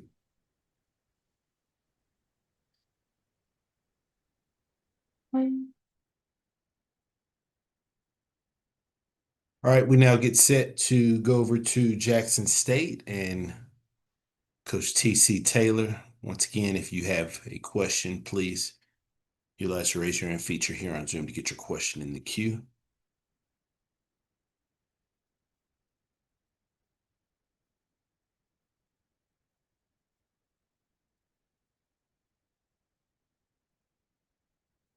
Already several questions there in the queue, so we ask you please limit your questions to one initial question.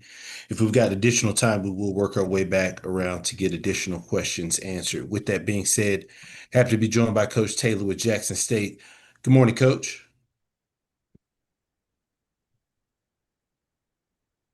Good morning, Coach. Hey, good morning. Can y'all hear me?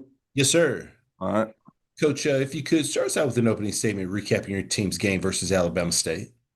Yeah, great weekend. One hell of a football game right here in Jackson for our homecoming. Great turnout with the crowd. I think it was over 40,000 people in the stands, but a great atmosphere this weekend. Very electric football game this weekend. Alabama State and Coach Eddie Robinson, they came to play. It was a competitive game all throughout in all three phases. But it came down to the last play. It came down to the last play. Ashton and Quincy did a great job right there defending the option. But, very pleased where we at. A big win for our football team, East Division opponent right now. So we're sitting at the top in the East right where we want to be, in control of our own destiny. But very pleased with our all three phases of our football team. I thought our offense played well. Jacoby and Morgan had another solid performance. Our receiving core, running backs played well, O-line. Defense did a great job of, trying to contain Andrew Body, who's a hell of a player. He's a great quarterback in this conference, and this conference is lucky to have two high-level quarterbacks like Morgan and Body, but a great football game this weekend. Appreciate those opening comments, Coach. First question goes to Wayne Cartwright. Coach T.C. Taylor, how you doing today, sir? I'm good. How are you? Doing well, man. Tremendous display of football on Saturday. I enjoyed watching that. Thank you. So my question for you, 4:24 on the clock. You take over down 34-31. What's the tenor of the sideline, and what was the initial message that you had to Jacoby and leading them out on that game-winning scoring drive? Yeah, I just told them, they left us too much time. You talk about 4-minute offense. That's something we talk about as a unit. And the luxury for us in a 4-minute situation, we're able to run the football. We had some really good runs in there to generate some first downs, and just very pleased with the execution of our offense, and the coaches and everybody in that moment. Nobody really panicked in that situation. We just wanted that opportunity to go down there and get an opportunity to score, and that's what we did. With some big third down conversions on that drive. We didn't do anything to shoot ourselves in the foot with penalties like that, and I told Jacoby in this is the moment, that makes the great ones. These are the ones, the moments nobody will ever forget. And he went out there and executed. And like I told you guys on Saturday night after the game, that last play to Nate, that was something he came to me and said he wanted to do. He saw something in the defense. he wanted to make that call, and I just put my trust in him, and he made a hell of a throw, and Nate went up there and caught it. So heck of a drive in that moment of the game against a good defense in Alabama State. Well, Coach, I appreciate you as always, and enjoy your bye week. All right, thank you. Question goes to Doc Holliday. Coach TC, what's going on? What's up, Doc? Good to hear from you again. Oh yeah. On Saturday after caught up with you, you said to me that the SWAC runs through Jackson. But we're gonna get on that last play with 1 second left, with Andrew running the option and Ashton Taylor making a beeline to the running back to stop him at the 1 yard line. What was your thought on that last play? And just give us the what did you tell the defense going into the last play after they given the 1 second left on the clock? I think, Doc, it was more so, like I said, what they told me. They told me that they got this. They were finna go out here and stop them. And that's what they did. I thought Coach Quinn came out with a good scheme. He hadn't really shown that look the entire football game. And it's an opportunity for Ashton to kind of freelance at linebacker. And that's when he's at his best. You talk about big-time speed and can impact plays when he's able to freelance like that. And he saw it. And once he saw the option that Body was running, he beelined. I mean, if you look at it on tape, it was no hesitation in him. He ran through to the right and just, stoned the running back right there at the goal line. It was a big-time play, but it was something that he did for us last year in the same game. In that same type of moment, he had the big safety back there in that game. So it was a great call by Coach Quinn getting, that young man in that position in order to make a play, and he did that. I thought our defensive line did a good job too as well on that particular play, as holding the line of scrimmage when you're in those type of situations, because to be honest, we really thought they were going to throw that ball over there. They had a bunch set up over there. We thought they were going to try to, work some kind of pick or rub routes right there. So great job by our defense, getting them off the field in that moment. And just having it go on a bang play, and I seen where it was at. It was a very close play. But hey, good luck on get some rest for this bye week and be ready for Vegas. All right, thank you. All right. Question goes to James Hill. Hey, Coach, I hope you and everyone in Jackson are well. The road to a championship and the grind.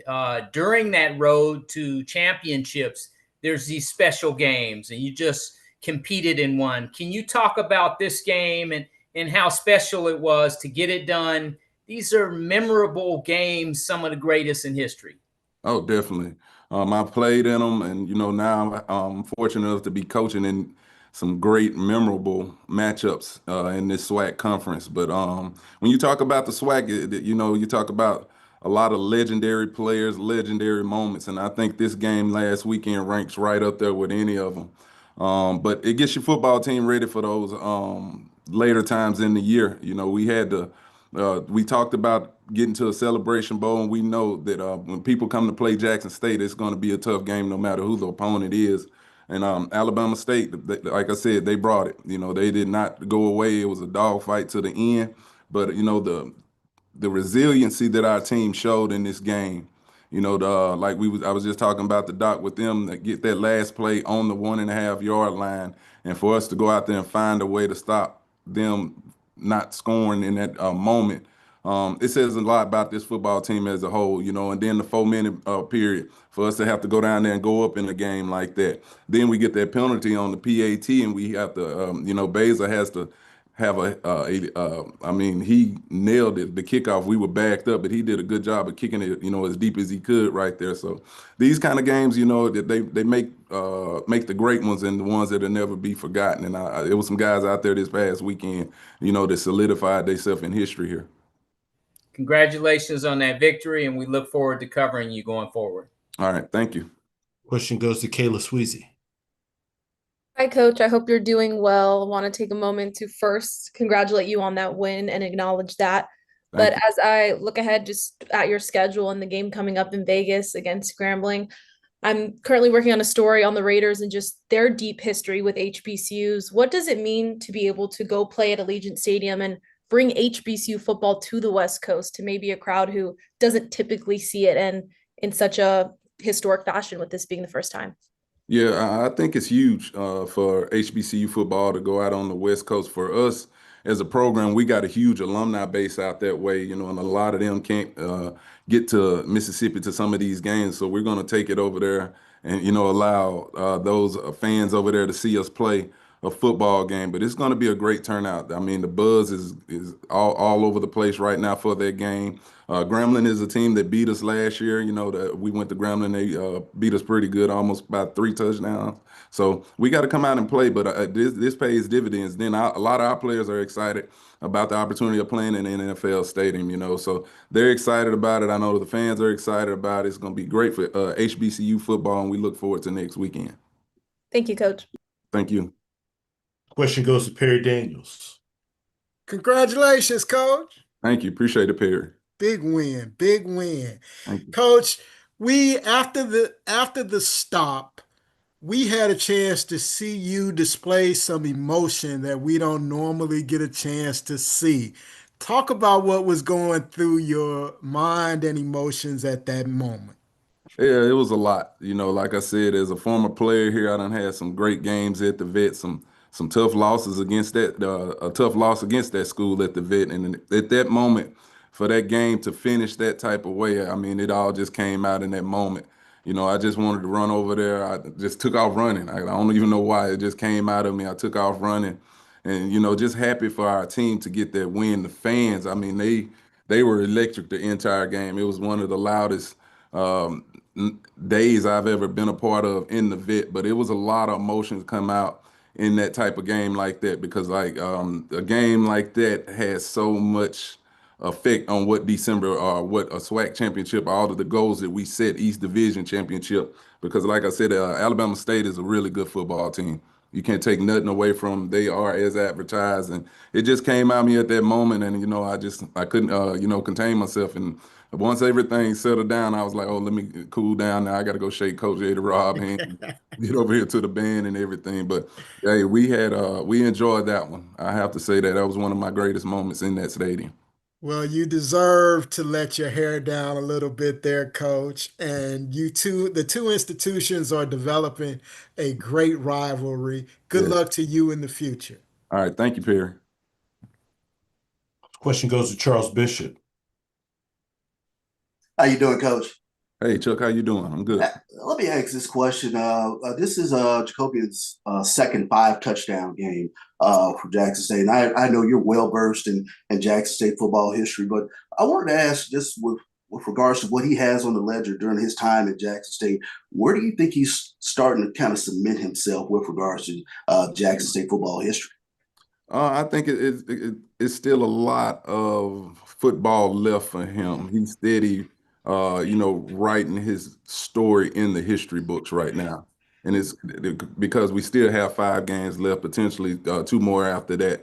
But he's on a good track, Chuck. I have to say that, for the way he started off this season and a lot of the criticism that young man faced, it was tough on him. Let me say that. It was tough on him, but he persevered and came back, and he's playing stellar football right now. But, when this thing ends, people are going to have to really sit down and say and look at, and compare him to a lot of the great quarterbacks that came through this program. And it's all about his hard work and his ableness to persevere through these type moments, though, Chuck. I appreciate you always, Coach. All right. Thank you. We'll take 2 more questions. First one goes to Tia Reed. Hi, Coach. Sitting here now at the halfway point of the season, what is your evaluation of your team and kind of this caliber of play expectation that they've set going into the back half of the season? Yeah, I know right now we got a football team that'll battle, that's going to battle for 4 quarters. I love our depth of our football team. We were missing some key players this past weekend. Cam Silas, the safety, wasn't there, and he's definitely an all-conference type performer. It was quite a few guys. Mello, one of our linebackers, has been impacting games, but this team just finds a way to persevere no matter the situation. We work situational football all summer long, all camp. in practice now. And, we hit a lot of those situations this past weekend. And to see them go out there and execute at a high level, it just lets me know we can play with anybody in the country when we playing our best football. But these next 5 are what's important for us. We got 3 in a row on the road in Vegas. We go to Tallahassee, and then we got to go up to Valley. And then we'll finish the last 2 of the season right here at the vet. But we got to take these serious and, be ready to go, take advantage of this bye week, heal a little more. But we got to get good reps and continue to get better because we still got a long ways to go in this season. But to answer your question, I'm very happy with this team. I know what I got in this team. And like I said, we can play with anybody in the country when we play in the right way. Thanks, Coach. Thank you. Last question goes to Marvin. Hey, good morning, Coach. Or good afternoon, Coach. This is Marvin Afternoon. Nicholson, PNB Sports. Congratulations on the win. That was top tier coaching from both you and Coach Eddie Robinson, and I really, really enjoyed the game. Question: can you share with us how the support from your athletic director, alumni, and fan base has influenced your program overall in creating the current culture of the program? Yeah, I think I know we have the top athletic director in the country, Ashley Robinson. He does a great job of giving us what we need to be successful. I don't bother him a lot, but he knows when I hit him up, he knows it's something that I really need or these players really need in order to win football games and be successful. But and his entire team that's over there, all of them do a great job being hands-on and getting us what we need, making adjustments when we have maybe a letdown in this particular area and everything. So it pays a lot. And these players see that, and they got the administration is supporting them in the right way, but it pays dividends when you can, lean on your administration in certain situations when you need things like just anything where something may fail at. But I can't say enough about AD Robinson giving me this opportunity. That's why I come out here and I come in here every day and work my butt off to try to, go out here and win games every weekend. And I just relay all that to our players and they respond to it. And the fans, let me say this, like I said too, over 40,000 in there this past weekend. This was a epic homecoming, but they've been there every step of the way, even back as far as I can remember as a player, that the fans are going to show up and show out. They do a great job of supporting this program. They love JSU football. They really love JSU football, and they expect us to be elite when we step on the field, and that's what we try to give them. Absolutely. And I am Graham fam, so we know how that rival is between the two schools. And I look forward to seeing you over in Vegas, and good luck to you this weekend. Okay, thank you. I appreciate it. Coach, appreciate your time. Look forward to speaking to you again next week. All right, thank you guys. Y'all be safe. All right. Concludes our SWAC football head coaches media session for Monday, October 13th. Just a reminder, all SWAC football head coaches media sessions are digitally archived on the SWAC digital network and SWAC TV. Have a great day.